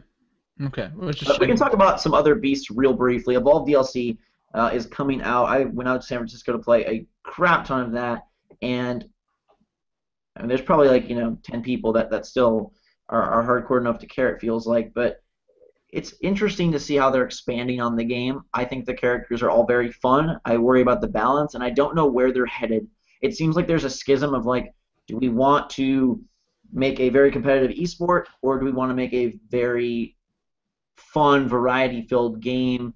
At the same time, do we want to cater to these hardcore that are carrying the game along, or do we want to make it more appealing to new players? I don't know where they need that. They need new players. Honestly, I don't even know if they can. You can't even start thinking about making an esport with the amount of people that they have actively playing this game. It's like you need to grow the base of people that play this game. Like this is honestly, I don't remember the last time that we had a game like with this much hype so quickly just disappear. Like nobody talks about Evolve at all. It's barely streamed on Twitch. Like one of the things you could see with these kinds of games, like multiplayer and everything, is if you look on Twitch and kind of see like what are there a lot of people streaming it. Yeah. If that's the case, that means that it does have at least a good kind of like solid base of people that are behind this game, but it's barely streamed. Practically no one talks about it. So I think that whatever it is they do, they need to figure out a way whether to give away the monsters for free or something to try to get either. Honestly, I don't even know if it's so much a case of getting new players as much as it is to get the players that paid money to play the game. Because I think it suffers very much from a horrible launch experience. Not from like, oh, it was broken, but just all of the talk was very negative. It just really bogged everything down. And it is very much a tale of two cities. The game is one way with randoms and one way with people and that's tricky. The new monster Behemoth is very fun to play. He's very challenging to win with. I'm concerned that people are going to spend money and not have fun losing, but he is very fun to play. And they do have an ability now to make balance changes under the hood. They installed that with this new update. So they don't have to go through certification. So hopefully they can stay on the tail of like balance changes. No. It does make me excited if they are able to continue making content. You see how this is very much a MOBA. Like you could have a crazy character who poisons guys, or you could have this giant rock monster that rolls around the map, and maybe have some characters that are more fun than good to play, and just bring a variety and get to that point where it's like, oh crap. Somebody picked Behemoth, and can they win with him even though he's tricky to win with? You kind of get that vibe from like League of Legends in terms of where choices are important. The more they expand, that kind of seems to come into existence. Do you think they could keep the business model though the same? No, they definitely can't. Shift, right? They definitely can't. And I'm still not aware of like sales figures or money stuff. I know the skins sell very well, surprisingly. And they sell well to a very small amount of people. Oh yeah. So I will say though that the new bug guy, I think Slim. it's a medic. Yeah. Oh my Slim. god, it looks amazing. I love bug designs, so it's like. Well, they kind of let the animators go to town on this tier 4 of hunters, and I wish they would have done it with tier 1, 2, and 3 because those guys are just space marines, right? You've got girl. Yeah, I don't understand why they didn't do it right away because that bug guy looks insane. Well, they've got the Slim, the bug guy. Crow is this like Batman hunter with his bat. You've got Torvald, who is this mechanic who has like I'm sorry, not mechanic. He's the assault, and he has like prosthetic legs, and he doesn't even have a shirt on, and he's got giant tattoos. He's like Iron Man almost. So basically, they have the really cool characters at the time when nobody behind a cares paywall anymore. too. I mean, yeah. It's unfortunate the way it went. Yeah, and I don't want to talk about Evolve like in a negative way. That's why I'm staying quiet for the most, because that game has such potential, and I feel like saying things that are truth. Obviously, like we're not making these things up. Like there is a small player base, but I think that's like if someone was interested in playing Evolve and they hear us talking like this, they're like, oh, maybe I'm not gonna play it now, and I think that hurts the game. So like I don't necessarily want to talk about the game. I think it's super fun. I still. Yeah, no, the game's really. I hope it can do something. Like I would hate to see this game die. My vision for the future of Evolve is that they trust in the IP, they trust in the idea, and Evolve 2 or whatever they call it is a free-to-play game that charges for the monsters and the hunters individually, and rotates them a la League of Legends or something like that, and makes their money that way. Because I think the idea of the game you can really sell people on. Where it got bogged down was in the financial aspect of it and sort of the value aspect of it. But the game itself, I know some people don't have a good time, but that hunt mode, when played right, just like when Bloodborne played right, is super fun. If you go into Bloodborne trying to hack and slash, you're going to have a boring time. If you go into Evolve just trying to, play like a shooter and run in and find the monster, it's not going to work. Somehow, though, the mind share on this game just went crashing down. Nonetheless, new hunters are fun. Behemoth is fun. I'm hoping they can balance them because they seem a little off right now. But it is kind of cool that you think, oh, what else could they do with a medic? Well, now we've got a guy who has a leech gun. He shoots, the enemies and regains the ability to heal quicker. He throws flies out to go heal far away teammates. You've got a dude with a bat who can throw his bat to go seek out the monster. He's got a gun that can pierce through armor. Torvald, the new assault, has mini mortars that launch off his shoulders, but you have to pay attention because if you're in a cave, they will hit the roof. Like what? Blastoise. Yeah, basically. Cannons. Throw water on the monsters. There we go. Cool that Behemoth off. And Behemoth himself, like he has a terrain deforming attack. Lots of cool stuff in there. It's gotten. Here you see how the game is fun with variety because the combinations are so vast at this point. Mm-hmm. It's beyond the part where it's like, well, this is the medic and she heals by shooting a med gun, and this is the guy who shoots the big assault rifle. Now you see, like, man, I can combine the dude who has the giant harpoon gun with the dude who has, the flies, and the girl who has the ability to boost your jetpacks. You can fly like 4 times as fast. You get really cool combinations. Yeah, that should have been there at the beginning. Those combinations, though. So the new DLC is on in 4 days, on the 31st of this month, correct? Yeah, it comes out on Tuesday. The pricing gives me shivers because I wish it was different. But what is it? It's $15 for the monster, and if you buy the Hunter Season Pass, you get all 4 for $25, or they're $30 if you buy them individually. People that pre-order the game are getting Behemoth for free. Let's not forget. So they won't have to put in that $15 if they did pre-order the game. So basically, if you didn't pre-order the game, this whole thing would cost you what? Anywhere from $40 to $45. Yeah. Which is a crap ton of money. And therein lies the problem with Evolve, and I think that's why a lot of people were sour on it. And it sucks that it happened to this game, but I'm glad that it happened because it finally people were speaking with their wallets. They said, hey, we don't like that all this is being sold for this much money after we're just not going to buy your game. Are they speaking with their wallets, though? Because if Fallout 4 comes out and has a $40 expansion, I think people are all over that. What's different? Yeah, but the difference would be that will be like 30 hours of gameplay. Oh, sure. I just think it's the new IP thing. I don't think so. I don't think so. Because DLC, based on that, Dying Light. Exactly. So well. Well, Dying Light doesn't have a value proposition in question or like extreme DLC plans. I'm saying if like a game like Uncharted 4 came out. That's the problem. The extreme DLC. Well, I got it, but what I'm saying is I think it's a lot worse because it's a new IP. If Uncharted 4 comes out with a bunch of DLC, I don't think people care. Like, harping on these skins that are optional was absolutely asinine. No. If that was in Halo 5, no one would say anything. But I don't think that most people spoke of that. I think that the problem was that people said that there's a ridiculous amount of skins when the amount of value in the game is already nothing. It's like, why would you... Usually what you add DLC as, like, skin DLC is, like, optional stuff, right? That... is just there for the sake of being there, and if you want it, you buy it. But here, the problem is that there was barely any variety as it is. So it's like, and now you're going to charge me for variety? But so it's like a double-edged sword. Is the game better without DLC then? No. See, to me, and I think the game is better if DLC is included. That's always. Every game would be better if there's. I know, but this game especially, because I think that the difference is like, if let's say like Last of Us was good without the Left Behind DLC, sure, and then the DLC was good as well. Sure, whereas here the issue is like, I wish that these 4 hunters were a part of the beginning, and then give me the other 4 in the future, because it sounds to me like these 4 hunters are actually like very different and unique, and not just visually but like gameplay wise.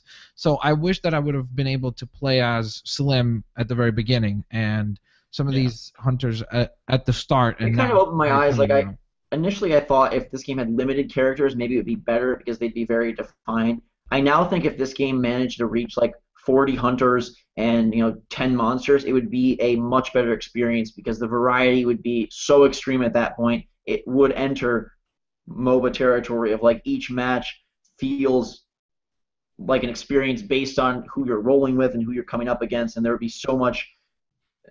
And then there would be no question of value, right? Because then people wouldn't say, "Oh, what is it? Like I only have 2 monsters or 3 monsters to play with." It's like people would say, "Yeah, great. I have so many characters and so much variety that I don't think people would complain." Yeah. To me, the skins being sold were never a problem.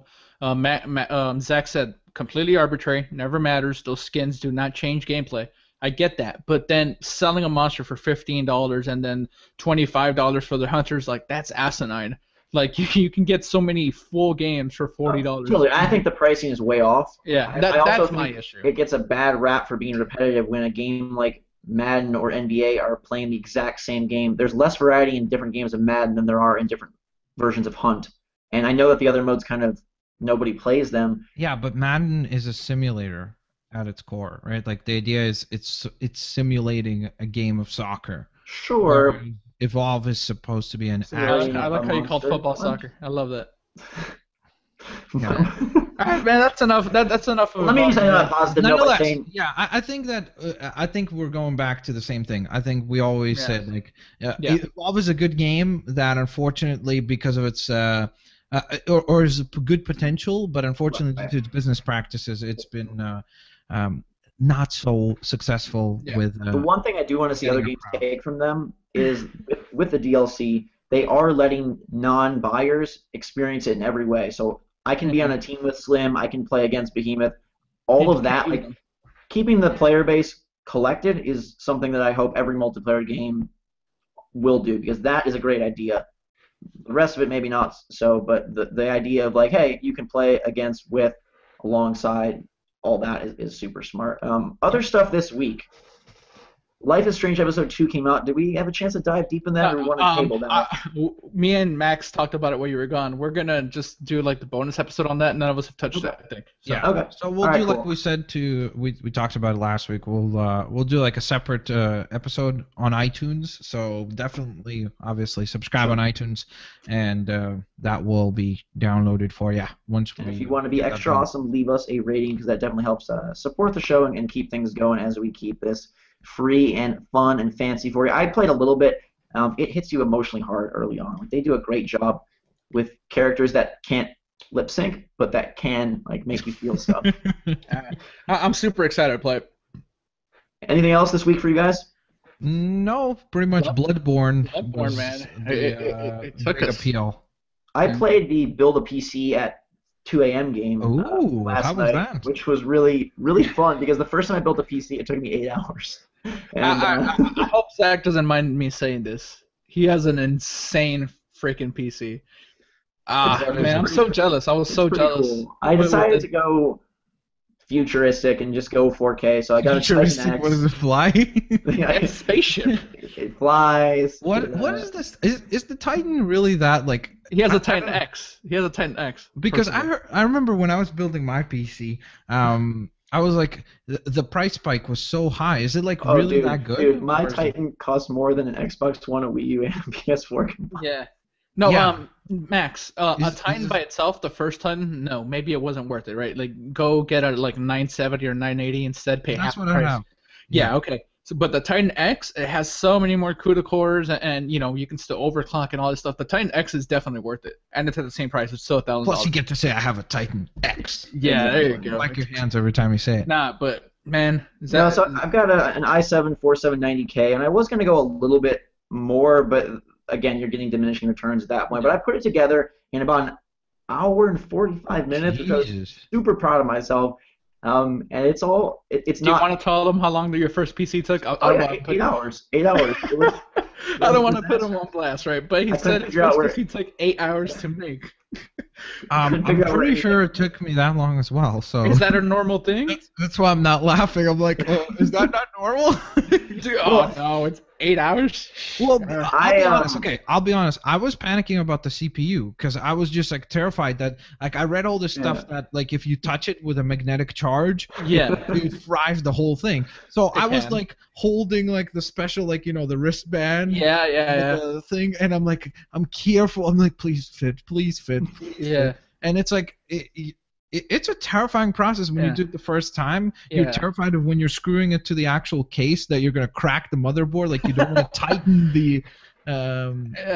the screws too much. It's pretty nerve-wracking. So 8 hours worth of nerve-wracking though. Well, I think just figuring out where everything goes and not understanding the cabling and deciding like, is this the right order? I mean, now that I've done it, I looked through and I had the case manual, the motherboard manual, the power, like all kind of open. I was working on them concurrently, but before I was like, I don't know what comes first. Like, do I stick this giant heavy fan in here? But shout out to Jonathan, one of my fan/friends who helped make sure everything worked together. And I don't know if that played a role. It seemed way easier. I was just like, snap, this goes here, the case. I haven't done anything with it yet. I downloaded Evolve because I want to see that in 4K. If I've never seen anything in 4K, so I don't know if I'm gonna be like. Did you get a 4K monitor? Yeah, I have a 4K monitor. Is it the icons? No, the icons are gonna be tiny, by the way. They're like literally like so small. I turn on the computer, I'm like, I cannot see where the trash can is because they start so. There's a lot of pixels on that screen. So basically, Zach is gonna be now PC Master Race. That's it. I'm hoping. I got this this new mouse with all these buttons. It's got buttons? Wow. I've got a keyboard. Dude, I just used a rollerball for the rest of my life. Did you get the keyboard? I got a Corsair K90 RGB keyboard that like lights up and does the wave and all sorts of it does the wave. We talked about it. You couldn't find brown. I couldn't find brown, so I got cherry red. When I first can you pick it up? Can we get a preview for when I first turned it on, I'll describe it for you iTunes listeners. Okay, great. When I first turned this thing on, it reaches. You guys don't want to see my room. Like everything besides this little 3-foot area is complete disaster because I did this from like 2 to 5 a.m. last night. But the keyboard, I love Where's the sound cherry of it. color? There's no cherry. It's not. The red under. If you were to take one off, you see everything red under. Yeah. There's like a little red. Take one. You can take one off. I don't want to break it. I think it's the world's loudest keyboard, quite possibly. It sounds like it. Okay, so blues. They're very squishy, and I started off being like mishitting every key. I was trying to type my name, and I was like, instead of ZACH, it was like ZPQR, and I was like, oh god, I hate this. Can I return it? Wow, you're gonna get used to it. ZQPR. Wow. After a couple of keyboard layouts, you must have really tried to misspell it. Literally a couple of emails later, and I have a pretty good sense, and I'm kind of like into the fact that they're so sensual with the touch. Like you really are getting up close and personal with the keys. Yeah. You're kind of just like they kind of just like smush their way. There's no like what's the word? They don't activate with a click. Like there's no tactic feedback whatsoever. Yeah, there's no feedback, so you're just kind of like. But apparently it's really good. I want to get to PC stuff. I downloaded CS:GO, and I'm gonna start streaming and try to just see what that world's all about because I've been a console person since I was born. So now we're gonna get you into the PC stuff, man. We're gonna do it. It should be fun. Also, a quick note: I traveled to Chicago to play Mortal Kombat 10 for about 4 hours. And I can't talk about it this week, but next week I will have all the goods on that. It looks great. Are we excited about the fact that the Predator's in it? I mean, are you kidding me? I didn't get to play him, but it was cool. Oh my God, I'm not even that big of a fan of Mortal Kombat, but just for the Predator, I'll buy that. So you like Predator more than Jason? I don't like him at all. The Predator is, first of all, if you didn't watch the first Predator movie, what are you doing? Arnold. Just go watch Arnold at his peak. Forget all this new Terminator stuff. Yeah, I mean that was such a good movie. It is so good. It's like perfect action film, you know. So and then the design of the Predator is ridiculous. I mean, Jason's just like a man. Like I don't like him at all. I think he's. You don't like Jason? He's mythical, man. Yeah, he is, but he's kind of boring, especially compared to the Predator. It's the Predator, dude. Sure. I wonder, does he take his mask off? That's what I'm hoping. I'm hoping at a point, like maybe like fatality. Yeah, well, we don't know. I don't even think Zach knows, but if he does know, he can't talk about it until next week, so we should move off the Mortal Kombat. Yeah, for sure. Only thing I'll say about that is we toured NetherRealm Studios, and they have the original Goro head from the original Mortal Kombat movie, and it is the Do they most still have it, Zach? terrifying. What? Do they still have it, or? Yeah, they have it. I have pictures of it, and it is like a animatronic head, and it was like corroding or something, so they posed it one last time with its eyes like wide open, and it's just in this giant display case, and it was the freakiest. So, did you shake Ed Boon's hand? I saw him in his office. He wasn't like coming. Did you to shake play Ed with us. Boon? No. Did you do a fatality on Ed Boon? Like you, not in the video game. No. Did you physically go over there, rip his spinal cord? I'm joking. But that'll be fun to talk about next week. There's not a whole lot of releases coming. There aren't any. There's some DS games, and there's some collection. Axiom Verge, right? Yeah. Oh yeah, that's the Metroid thing. I want Axiom Verge in my life. PS4 thing. Fun fact of the day: Call of Duty. Activision announced that the franchise. And we'll take guesses here. Copies sold, total units sold for the Call of Duty franchise. Any guesses? Yeah, let's do that. All right. 5 billion. Wait. Copies or dollars? Not dollars. Copies. This is okay. Yeah, I'm like, what are you talking about? Yeah, no. That was my mistake. No, it must be really every hot over person there in the today. world has played Call of Duty. No, I heard dollars for some reason. All right, let's see. It's all Gabe hears. He hears dollar bills. I don't know. God, that was terrible. Maybe 50 million. 50 million copies. Okay. How many games do they have? How many games have there been? We had too many. 2 Modern Warfare, so that would be 3 Modern Warfares after. Yeah, 3 Modern Warfares. We have Black Ops, 7, 8. I think 12 releases. Is there 12 games? There's 14 video games. Okay, so I'm gonna predict 100. But then that counts like Big Red 1. Nah, there's 14, but remember that they did release on multiple platforms. So. Yeah. Okay. 100 and. Oh damn, I might be wrong. No, 100 million. I say maybe 50, 60 around there. The Call of Duty franchise has sold 175 million copies of Call of Duty since the series debuted. That is a copy sold every 2 minutes. That's insane. Here I am with my crazy. I thought that it would be like 10 million at best for the late ones, right? Mm-hmm. Like the later ones, and then the early ones. I was like, it wasn't that huge. Like Call of Duty wasn't through 3. Well, what's crazy is that I was like, if you balance that out, it's every game in the series selling over 10 million copies. Mm-hmm. But they do not balance out. Well, sure they don't, but it's still just unreal to think that many people have purchased Call of. Well, listen. When they ring that Call of Duty, people How many copies of Call of Juarez have been sold? We'll have our weekly guessing game. That's an insane amount. I thought like 50 million. Like I was giving, Because I know the first ones didn't sell as much, so I was trying to. No, I knew it'd be like 10 million ideally for each one. So then I was like, okay, it would be like 120. That's what I was gonna say. I mean 140, but then I was like, no, the first ones probably didn't sell all that much. So then I dropped it down. See, the reason my prediction was so off because the way Activision always phrases it, they say, "Oh, we've sold $1 billion worth in one day." Like they never say like, "Hey, we've sold 10 million." They phrase it in dollars, so that's why I was going billions. But good for them, man. That's awesome. That's crazy to think that they sold that many. But hey, how many copies of that's a Ball? good thing I'm for joking. the video game industry. How many copies? I'll be interested to see Bloodborne sale because they definitely tried to push this one more. Will it? If Dragon Ball could sell 1 million. Yeah, that's true. It'll definitely cross 1 million. I still think Sony needs a big exclusive for the year to really push consoles. We'll hold them over till June-ish, right? Where they then announce something and hopefully. Yeah. I mean, they have God of War coming, so. Yeah, they'll have God of War. They have Into whatever Dawn or whatever it's called, or. Yeah, I want to play that really bad. I like It is horror a budget games. title. We'll see. Yeah, you had mentioned that, so I'm interested. That's in that. not a bad thing.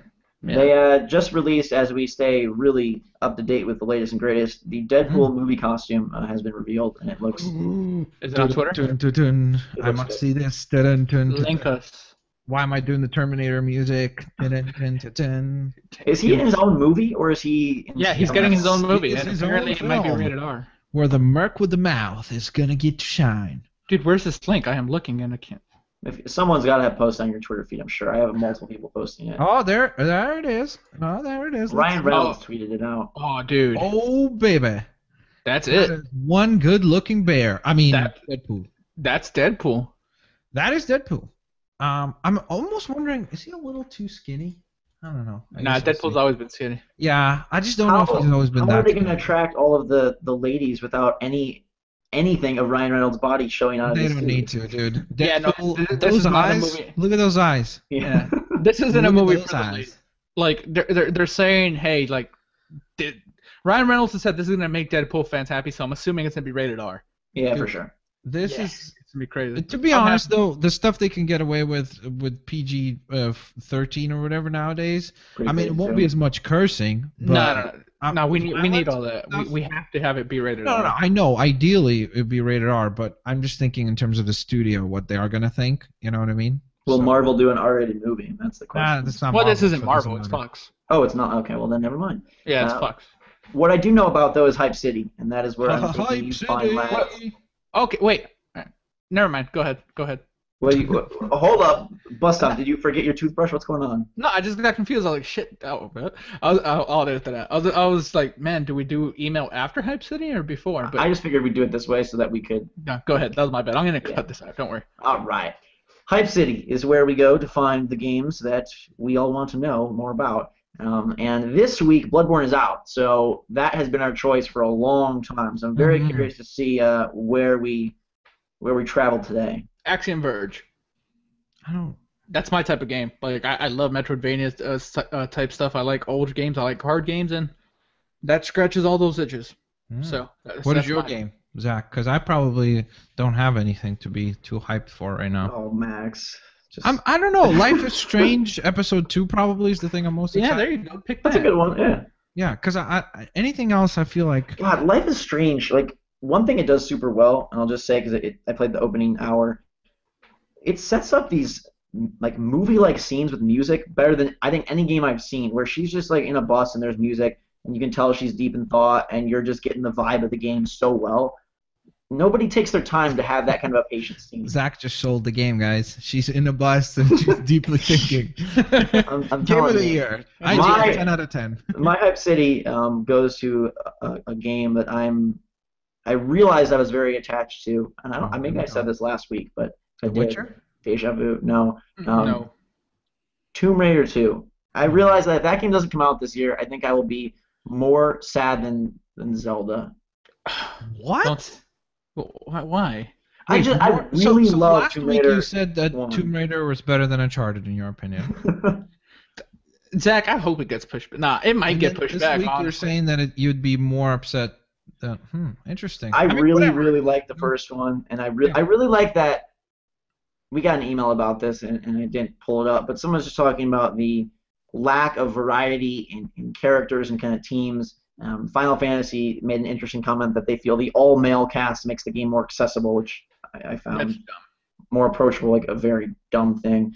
I don't know. I really like Lara. I like what they've done in the new series, and I think it's going to be fantastic. Well, now that you have your next level PC, yes, 4K you can play Tomb Raider in 4K. Have fun with that. See, awesome. I did want to mention something real quick. Yeah. For the game that I'm always in Hype City. I never have actually. I've got already like a residence in that. Is it the Harley Quinn DLC? It's Claw 2. No, it's Batman Arkham Knight. But a new theory came out that the Arkham Knight might be Alfred. So I just wanted to. That's been the theory. That's not new. He's like no. But now there's been like through the comics and stuff. There's been a big. What is his motivation for that? Because he's upset at Batman. Batman, right? Like not so much Bruce Wayne, but Batman. That he always has to do his cleanup and like. Oh, so he's like helping Bruce Wayne by stopping Batman, basically. Yes. It's a favor. That's interesting. Let's be honest, it's the Joker. It's not the Joker. We need to make a bet. What are you guys gonna do for me at E3 if it's the Joker? I would dress up as Harley Quinn. Okay, Gabe will do that. I'll just pay for dinner. All right, that sounds good. I didn't realize we had such limited options. No, but Gabe, Max, you have to dress up as Harley. Promise. Okay, wait. No, this has to be a thing now. No. So Gabe says that it's who is it? So it's not the Joker. And no, that's all I'm saying. All I'm saying is not the Joker. Okay, and then Zach says it's the Joker. So whoever wins, I don't know how we're gonna find out at E3, considering the game's not even out yet. But okay, all right. After E3. Max, did you not see the Harley stuff? They like revealed some DLC. Yeah, that looks cool. I'm starting to get to the point though now where I'm kind of like I'm gonna stop watching anything new because I feel like I'm starting to find too much. You know what I mean? Like, I want to kind of be surprised by some stuff. I think it'd be really cool if Batman died in the first 5 minutes and you play the rest of the game as Robin. Like, that's why they haven't shown a lot. That's why it's getting pushed back. That's why there's no demos. That's why there's no press events. It's because they're just keeping this massive secret. Like, how cool if a game did that? That'd be crazy cool. If they just killed Batman? Or, like, just character swap after 5 minutes. Yeah. Everything you saw was... They've done that before in, like, a really popular anime, Gurren Lagann. Okay. They did that. There's a big twist where it's like the person you think is the hero whoosh, very quickly. And then Game of Thrones, speaking of, I'm wearing the shirt. Do either of you watch it? Yeah, I'm getting caught up on season 4 right now. Okay, I've never seen it. Man, it's good, Jack. It's great. I mean, I almost watched it one time on a plane, and then someone said like it's not a good thing to watch next to somebody you don't know. Well, yeah, there's a lot. Also, another tip: don't watch it if you have other people in your house. Don't watch it like with the speakers turned up, because there's a lot of sex scenes, and it's really awkward when that happens. I mean, Game of Thrones does something similar. Like, and I won't go into the details, but that's not even a spoiler at this point. That's just a thing. Mm-hmm. So main characters are not main characters. So not kind of. You see, the thing is, I feel like people exaggerate that because the problem is, Game of Thrones is an ensemble cast, whereas like something like Batman, it's Batman. But let's be honest, in Game of Thrones, the main characters are all still alive. No. Yes. Well, not the ones that you're like thought. All right, when you're watching season 1, you think okay, but that's not the thing. Is it's like even with season 1, it sets up those main characters. Yeah, and it's like if you're watching traditional TV, you think, hey, these are the main characters. These guys are safe, and they are not. What season are you? Season 4? Yeah. And everybody that they sort of made out to be a main character is no longer around. Whatever. We can have this debate after. Let's move on to our Q&A segment. It's like listener emails. Listener email. We could use a email song. Send your questions, comments, concerns, feedback, suggestions for Gabe's new cosplay outfits to can'tstopasking@gmail.com. This week we had some feedback based on the game blends we talked about last show. Calvin writes in and says, real simple, Pokemon and GTA, which I thought was a really very strange combination. Like Pokemon. Oh, wait. I guess maybe like a big city to explore, right? So it's like kind of like a. I was thinking of like the I was thinking psycho part of it. Shooting up Togepi or something. Oh, okay. So we see which ones of us have the dark minds around here. No, that's why he said Pokemon GTA. I picture like San Andreas where like Togepi and Pikachu running down the street and you're just shooting at them. Mason comes in with a little bit more of a clear idea. He says, if I were to blend two games together, I would blend Legend of Zelda with Arkham, a Zelda game with open free-flow combat with strikes, counters, unlockable combos, perhaps even some stealth mechanics would be really interesting and a fresh change for that series combat. However, that game is called Darksiders, by the way. He's blended a game from the future past. Let him blend, dude. Perhaps even include puzzles similar to the Riddler questions, not the trophies, just clues based on Nintendo properties. For example, hidden Mario pictures. They would have been great riddle answers. Also, I don't think Zelda Wii U comes out in June, but we now have an important update from Jack. Uh-oh. Jack Hippolito. Daxter's missing. Jack Hippolito writes in and says, Zelda is coming this year. Yes, it's official. There's no release date. But there's going to be demos at E3. I know, because I know someone from Nintendo, and they told me. Hey, he had dinner with Miyamoto last month. You heard it here first. Now, I want to say, as goofy as this sounds, I had someone say something similar to me about the Smash Brothers roster, and they nailed every single secret character that was coming to the game. So, people can know people, I guess. Of course. That's the thing. Yes, people can know people, indeed. Yeah. This week's email of the week comes from Brendan. Its subject line is Week 2. This is the fine fellow who wrote us in about his broken light bulb. He had major struggles. And he writes, in with an update. Brendan says, Week 2 is the subject line? So, okay, so I'm guessing ongoing affair. Not over yet. Okay. All right, so Brendan writes in, I put the glass back on with mailing tape, and my dad still hasn't noticed. Thanks for the advice. So we saved a child from some sort of altercation. I to be fair, Gabe saved him. Because I'm the one that walked him through the steps on what to do, if I remember correctly. I remember doing it. I'm excited for Week 3, whatever that. Like, the glass has fallen. The mail. Dad has found out. Hopefully I will get to write Week 4.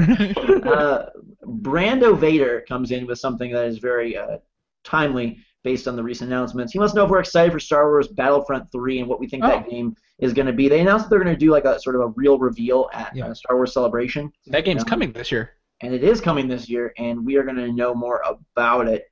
With Battlefield Hardline, we were kind of lukewarm on that. Do you guys just want Battlefield with a Star Wars skin, or are you hoping for something different? It has to be something different, I think. I don't know.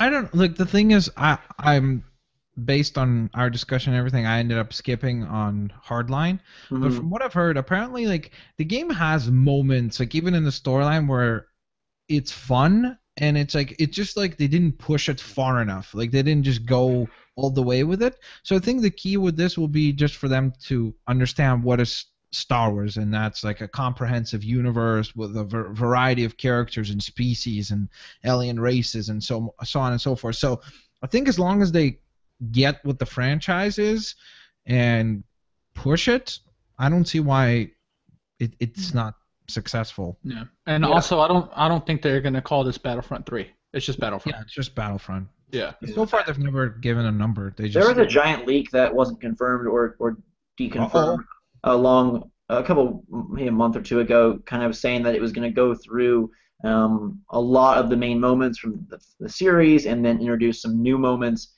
based on Episode 7. And that's why we haven't seen a lot, because most of that stuff is under wraps, and even they, are very limited on what they can do and whatnot. I just hope it has a single player. I think that would be really fun. A shooter Star Wars game. I mean, I don't know if you guys ever played like at Chuck E. Cheese or something. There was a Star Wars game where you were in like a big seat and you would fight like Darth Vader or Boba Fett, and you have to move the lightsaber. That's one of my favorite gaming experiences. Is that what you want this to be? Yeah, I want aim left. No, I don't want that. I'm just saying like an actual cool game in the Star Wars universe that isn't gimmicky. Like, it's the movie time. The Force Unleashed. The Force Unleashed was cool. Game's good. Yeah. I didn't play them, but I heard good things about them. They're all right, but to me they're like a poor man's Devil May Cry. Like they're not oozing quality. I don't know. I just think a shooter. I remember playing. What's that game called for N64? Gabe, you may remember. Which one? It's got Star Wars game? Stormtroopers on the cover. It's a shooter. You're somebody. The Stormtrooper Army Attack. Yeah, the Stormtrooper Army for N64. It's a very well-known, popular Star Wars game. Shadows of the Empire? Star Wars N64. We're gonna figure this out. We're going on the sleuth. Yeah, Go Shadows ahead, of the go. Empire. Shadows of the Empire. Yes. Yeah. Of course. So, anyways, I think that'll be really cool. I do hope that they make this more competitive than the past Battlefronts, which are kind of a little bit on the goofier side of things. And I do hope it is different than Battlefield because I don't really like Battlefield. That's my hope. But I'm super excited for it. I think it could be a huge hit this holiday. But it could work well with some of the Battlefield things. Like I could see the physics of the breaking. Yeah. Oh, like, that stuff for have sure. the AT-ATs collapsing in the middle of battle and stuff. That would be cool. Do you want space travel and all that, or do you just want more of a shooter? I would want space travel in the single player predominantly. But I think maybe in the multiplayer, what you could do is kind of like what the newer the last Call of Duty did, where it's like you kind of transfer the map, right? So maybe there's a segment where like maybe kind of like an Uncharted, if you remember, where the level is moving and changing, right? And the multiplayer for Uncharted. So maybe you could get to the ships, and then the ships take you to the next area of the match or something like that. I got it. All right, so this is gonna happen. Here we go. So the multiplayer. This is EA, remember, so you're going to be on a spaceship, you're going to be traveling in space, and you're going to be collecting these minerals from these planets. And I don't know if you got the joke. The punchline was the minerals. Mass Effect. The mineral collecting, you don't remember? No. I didn't have a chance to say that, but that was the remaster I'd love to see, is Mass Effect 1, 2, and 3 all on the same disc. Because of the carryover of a character, it kind of makes sense. It would be cool to have it all in one. That wouldn't surprise me, and that would be amazing. I would love that. One package. I don't like vehicle combat in shooters, really, so I'm hoping there's at least some just straight-up deathmatch or objective. This isn't the visceral one, right? This is DICE. This is DICE. Yes. And this is their big... This is being positioned as, the movie game, so... Not the, Well, to come out with the movie. It is what they're But to be honest, I also have a feeling like we're going to get Disney Infinity 3 Star Wars. So there will be two. They'd be dumb not to do that. And Lego Star Wars has to be coming back at some next year. It's not coming out this year. No, it can't. Yeah, they already have it. Because they're doing Jurassic Park and Marvel and too many things. Let's see. Yeah. Secrets. Steve writes in. He wants to know basically what our platform of choice is. Just when you get a game, are you picking it up on PC? Are you picking it up on PS4, Xbox One? What is your go-to system? PC. My go-to system is my friends, basically. So it's whatever, if it's a multiplayer game, especially wherever my friends are, that's kind of where I go to, because obviously if it's a multiplayer game, you want to play it with your buddies. So for the current gen consoles, it's usually the PS4, because most of my friends chose to buy a PS4 over an Xbox One, so I go with that. And then most of the time, if it's doesn't matter which system, then I will choose PC as well. Yeah. I'm all about PS4. I just like the menus, the interface, the controller. DualShock 4, I think, may be the best controller ever. With that, good time for me to interject. I had heard about this being a thing, but it had never happened to me until Bloodborne. This thing right here is starting to Dude! Look at this! I had to buy a new controller this week. I don't have mine here, but it's the same thing. That's what I don't like. I have to go get one. This happened with Bloodborne. Yeah, this happened to me with Bloodborne too. This is how you see. This is proper DLC, guys. This is how they get. Yeah, this is how you do it. They were like, "Listen, Bloodborne's not getting DLC. We're gonna make the game terrifyingly hard, so to destroy their controllers. Yeah, they have to buy a new controller." On the DLC front, Nintendo is kind of doing what we talked about, where it's becoming physical DLC. The Toad amiibo that just came out, tied to Mario Party. If you put that on Captain Toad Treasure Tracker, it unlocks a new challenge mode in that game that can't be acquired any other way. Very nice. So I like that. That's awesome. Kind of cool. Griffin writes in on the Nintendo front. He says, what makes you guys think that Nintendo will have nothing for 2016? Just because they haven't announced anything, there's no way that they're going to wait it out for the NX's release. Just like they did at the end of 2014, we will see a large lineup for the next year. I think the difference here, though, is they're kind of tapped out on what they traditionally do. Yeah. And that's what makes us think it more than anything else. There's not going to be a second Mario Kart. There's not going to be a second Zelda. There's not going to be another Pikmin. Pikmin 4 is not going to come out. They never did a Metroid this generation, which is weird. I mean, maybe they could still do it, but... Well, that would be the one that they would have to do. Yeah, that's the only one. They've done everything else, and Star Fox... Yeah, they did Donkey Kong. They did... Yeah. E3 will tell us, if they magically announce, oh, there's Metroid Mario coming in 2016, okay. But at this point, I think people just kind of look at the life cycle of a system supported only by Nintendo. What do they do traditionally, and how they're extending? Like Mario Kart, the DLC is coming out in May. Like that's a full year after release. They're really, elongating these evergreen titles as far as they can. I predict a slow 2016 for Wii U. Yeah, I think saying that they're gonna have a large release is just unrealistic. Like again, it's not gonna happen because, like you said, it's all Nintendo titles, and what do they have left to do? They got Metroid, and that's it. That's basically the one. Especially because they aren't a company that, like you said, that does like more than one usually on the platform. I mean, they can do They'll do another Mario game probably. Out of all of them, like the most likely one is maybe like Galaxy 3 or something. Maybe they'll do. I was gonna say F-Zero, but like that's so small. I mean, I could see them. Some things that have been rumored are a new Diddy Kong Racing. So it's possible that we get Zelda this year and Star Fox, and then in next spring they throw in Diddy Kong Racing, big multiplayer title. Around the fall they put out Mario. Well, just in the Diddy Kong, I think it's gonna be like Toad Treasure Tracker. It'd be probably $40. Yeah, either way, they could kind of stretch out 2016 with a couple releases and then drop a new console in the fall. Yeah, we'll see. We'll see. Nintendo. Well, they'll have to. They can't go 8 months with no games, right? Yeah. I mean, they could. They could be like, hey, we're just. Or they do the remaster thing. They do Sunshine HD, and they do, I would rather have them do that. Give me Sunshine HD. But on Wii U. Don't give it to me on 3DS. Give it to me on Wii U. That new 3DS, I got the Majora's Mask one. They came out with like GameStop was like, we have 4 per store nationwide, and the third store I went to had this week was Gabe being jealous of Zach week because we had the Chicago thing, we had the Zelda thing, we had the PC. So I'm like, man, I hate you. I'm sorry, Gabe. No more. Shots fired. Whoop whoop. Yeah, we have a battle now going on, a rivalry here. Yeah. James McQueen wrote in asking about Uncharted coming to PS4, like a trilogy, and we kind of touched on the remasters. But I just wanted to shout him out because he addressed us as, "Hi, Zach, Gabe, and Claw Max." Just really, really great. Thank you.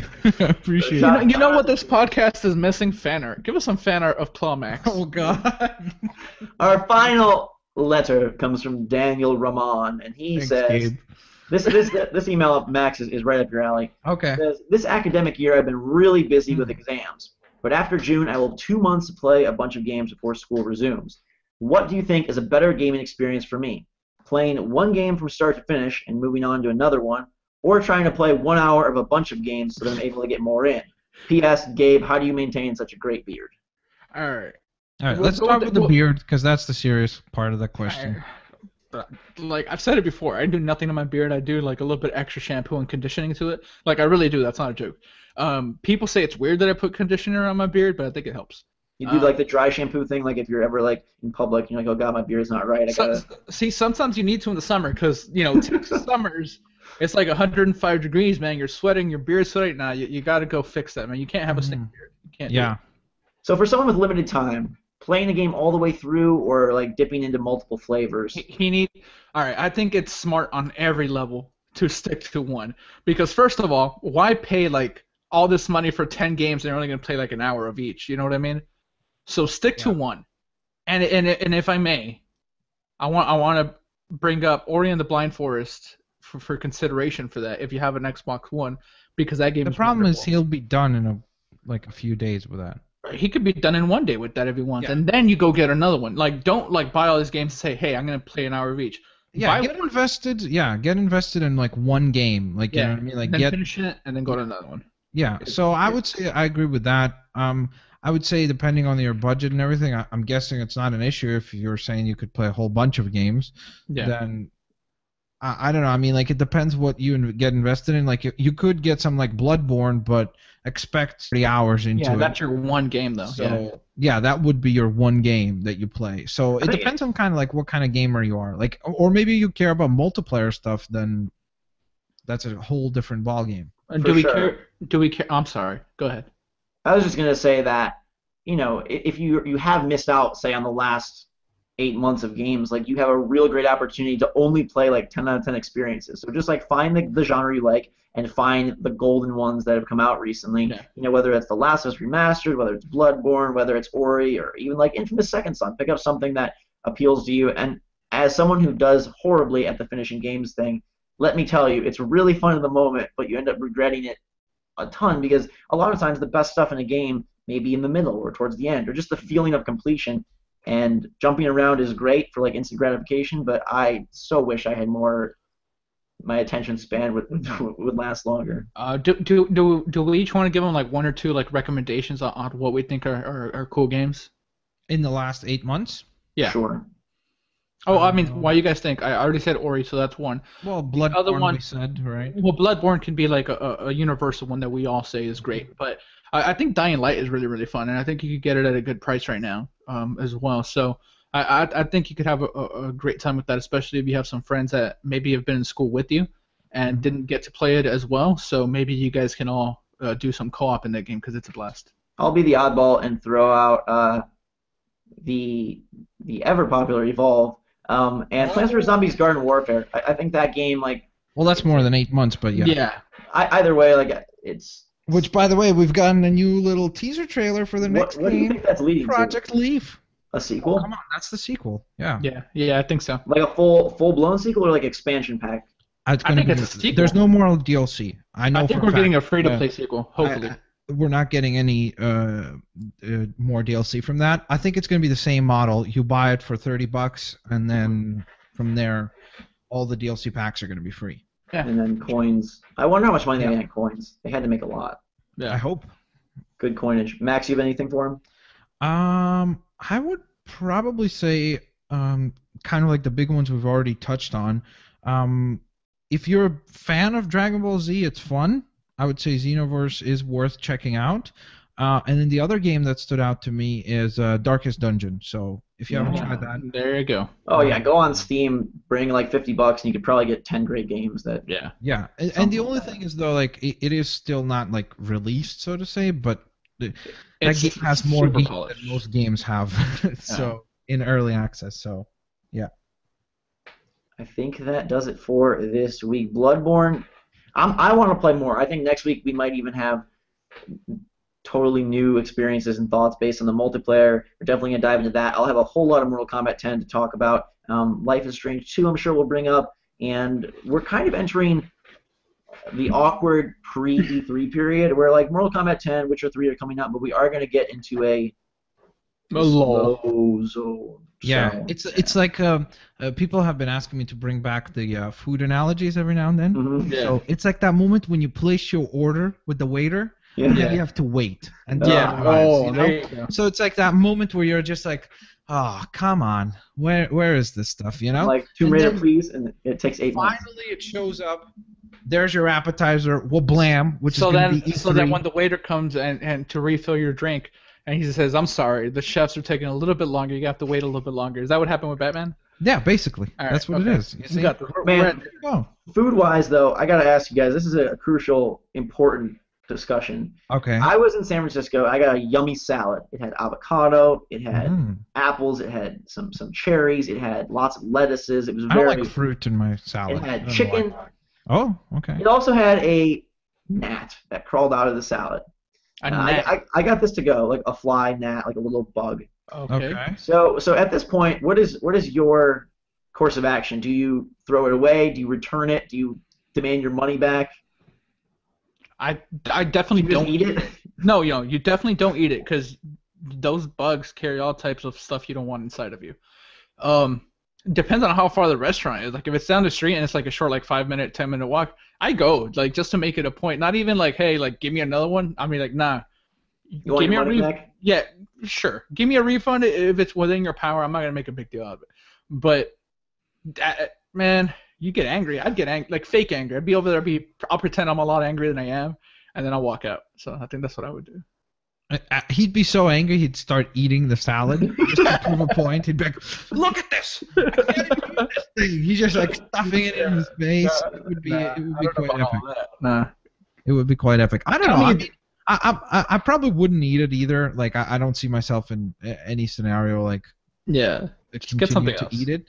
But I'm not sure. You see, the problem is like having worked as a waiter, I'm always like cautious about like being too aggressive because I've dealt with customers where it's like you realize it's not your fault. Like you didn't cook the food. Yeah. And oftentimes the weirdest part is that when people have their own hairs fall into their food, and then they'll scream at you, and you're like, "We have nobody blonde in our staff at all." Like, man, that looks like blonde, your hair. Yeah. Ma'am, you're blonde, and it's about the length of your hair. You know, but you can't say that to them because the customer's always right. So. What'd you do, Zach? So I almost just ate it because I was like, whatever. But I took it back. Like, I asked for a new one, and the lady's like, "This is crazy. We've never seen anything like this before." And I knew she was like putting on a happy face to try and make me feel better about it. But I didn't ask for money back. I just wanted another one because it was a good salad. And I went on my merry way. But that's probably the smartest thing to do, by the way. They probably spit on your new salad. Yeah, that's the other thing. Like, what is this new one that could be possibly worse? If you go and you yell at them, you definitely cannot eat their food. Like that should be. I didn't. I'm way too. I was just like, excuse me, a bug crawled out of a bloodborne crawled out of my salad, and I showed it to her. I was like, see, it's right here, and she's like, oh my goodness, and we'll get you a new one. So that's good. Was the avocado fresh, or was it like turning brown already? No, it was very fresh. Like beautiful green. It was the most gorgeous. Delicious. It was delicious. Awesome. Fun fact about Gabe: I've never tried avocado in my life. Really? Oh, Gabriel. All right, when we go. And just to weird you guys out even avocado. more. People say this is strange, and I don't find it strange. Ketchup, mayonnaise, mustard, never in my life tried it at all. Wait, what? You've never tried? Okay, mustard I get because I was like 17. How do you avoid that though? How do you avoid ketchup? How do you avoid ketchup? Since I was a kid, if I saw, have you ever had McDonald's? Yet never with ketchup. They put ketchup on the burgers. You asked them not to. Is that not okay? Big Mac sauce has ketchup in it. I don't get big. I do no sauces of any kind on burgers. Since you were a baby, you've never had a Big Mac. Dude, no. Like you never had French fries in your life. Yes, but not with ketchup. You specifically told them, like, I don't know what this stuff is. I don't want it. Yeah. How did you? Okay. All right. Look, since I could remember it from the tender age of maybe 3 or 4 and onwards, I inspect my food before I eat it. I look at it. If it's a burger, I open it up. If there's anything inside it that I don't want, I'm not gonna eat it. And I've always been like that. How extensive is the inspection? Do you have like a case with like a laboratory where you quickly analyze? I picture Gabe has like this like whole display in his house where everything is like individualized, like pasta noodles, oranges, apples, and this whole like categorization system. So it's all you're like the person that separates the food on the plate so it doesn't touch. I don't like sort of. I don't like condiments at all. Like so so basically you don't like food to taste good. From the time that I've had control over what I eat, so, I don't count what my mother gives me when I'm 2 years old, or I'm like. So you've had ketchup? Not to my knowledge. Not to my knowledge. Are you guys Jamba Juice people? Huh? Are you guys Jamba Juice people? Do you even know what this is? I know what it is. We don't have one where I live, but when I was at an airport and they had Jamba Juice, I believe. Yeah, I've had it. I feel like it's a little overhyped. Yeah. You have like independent stores that do way better juices. I just feel like it was big in California, and it's not anywhere in Indiana or Michigan, but it is in Chicago, and it's the last times I've been at that airport. I like ran straight there and got it, and I feel like it's one of those things that you don't have it for a while. It's a lot better than, or maybe it's the places that make it. I don't know. We have them on our university campuses, so. You're like, yeah, it's not. I don't know. I think it also depends like who owns that specific franchise. Right. Like how good do they stick to like quality, right? My brother gets this kale, like the leafy lettuce kale explosion smoothie thing. It's nasty. You know what they call it? Explosion. Yeah. Let us know, guys. Write in and let me know. Tell me I'm not the only person in the world that refuses to try condiments. Because what's gonna happen? Condiments, like in general, like how far does this go? Like sauce, like let's say if you get like Alfredo pasta, do you not have like Alfredo sauce on it? No, that's fine. It's really just to the extent of like ketchup, mayonnaise, mustard, right? Anything that has those, I won't try. Like sriracha, won't try it. Why won't you try it? Why won't you try ketchup is once? Bombdiggity.com. I'm sure it is. I just won't. There's something in my brain that like people say like you'll like ketchup like because I'll eat like tomatoes on a burger, but it's the same thing as ketchup. I'm like, I'm not doing it. You're really afraid? Like, if I came with a spoon of ketchup, you would be like, yo, I would smack the spoon out of your hand. Like, I wouldn't. Did you have a bad experience? Like, were you like bathed in ketchup or something? I was born in ketchup like Dexter, except his was blood. Oh. But he wasn't born, but okay. No, I know, but you know what I mean. Mm-hmm. I don't know what it was, but everybody thinks it's crazy weird that I refuse to try it. Will you taste it for us? No. Can we do a video? Yeah, we should do a video. No, absolutely not. It's not gonna hurt. What do you think is gonna happen? You think it's gonna be that gross, or you think it's gonna infect honestly, you? I've had people offer me $1,000 for me to try ketchup, and I told them no. But you know it can't hurt you, right? No, I know that. You have a mental block, a ketchup block. Well, write us in. Can'tstopasking@gmail.com. What is your strange mental block? Are you afraid of sitting down? Are you afraid of sleeping? Are you afraid of ketchup? Are you afraid of food tasting good? Are you afraid of milk bags hitting you in the face? That's a good point. Let us know. We're going to wrap things up today. Thank you for joining. Thanks for watching. Thanks for all the support. It's been an epic start to this podcast. We now have a full month of episodes up on iTunes, up on YouTube, and we're expanding as we speak. We're now on SoundCloud. We're working on Stitcher, and pretty soon we'll probably be, on one of those megaphones on an ice cream truck in your town. Until that time, guys and girls, thank you so much for watching. We will see you next week. Follow Gabe at VolatileGabe on Twitter, Max at Blitzwinger on Twitter, me at GhostRobo. Any final words here? Back to the Bloodborne dungeons. We go? Yeah, pretty much. I'm gonna edit this. Better be called milk bags. Milk bags. That's my life. Editing this, and I'm going straight back to Bloodborne. Like, just talking about that game makes me want to play it more. So sounds good. So we won't hold you up any longer. Get your Bloodborne going. And until next time, we will see you all later. Yay! I did the Queen wave. I like that. It's like the princess wave. That's another episode of the podcast now complete.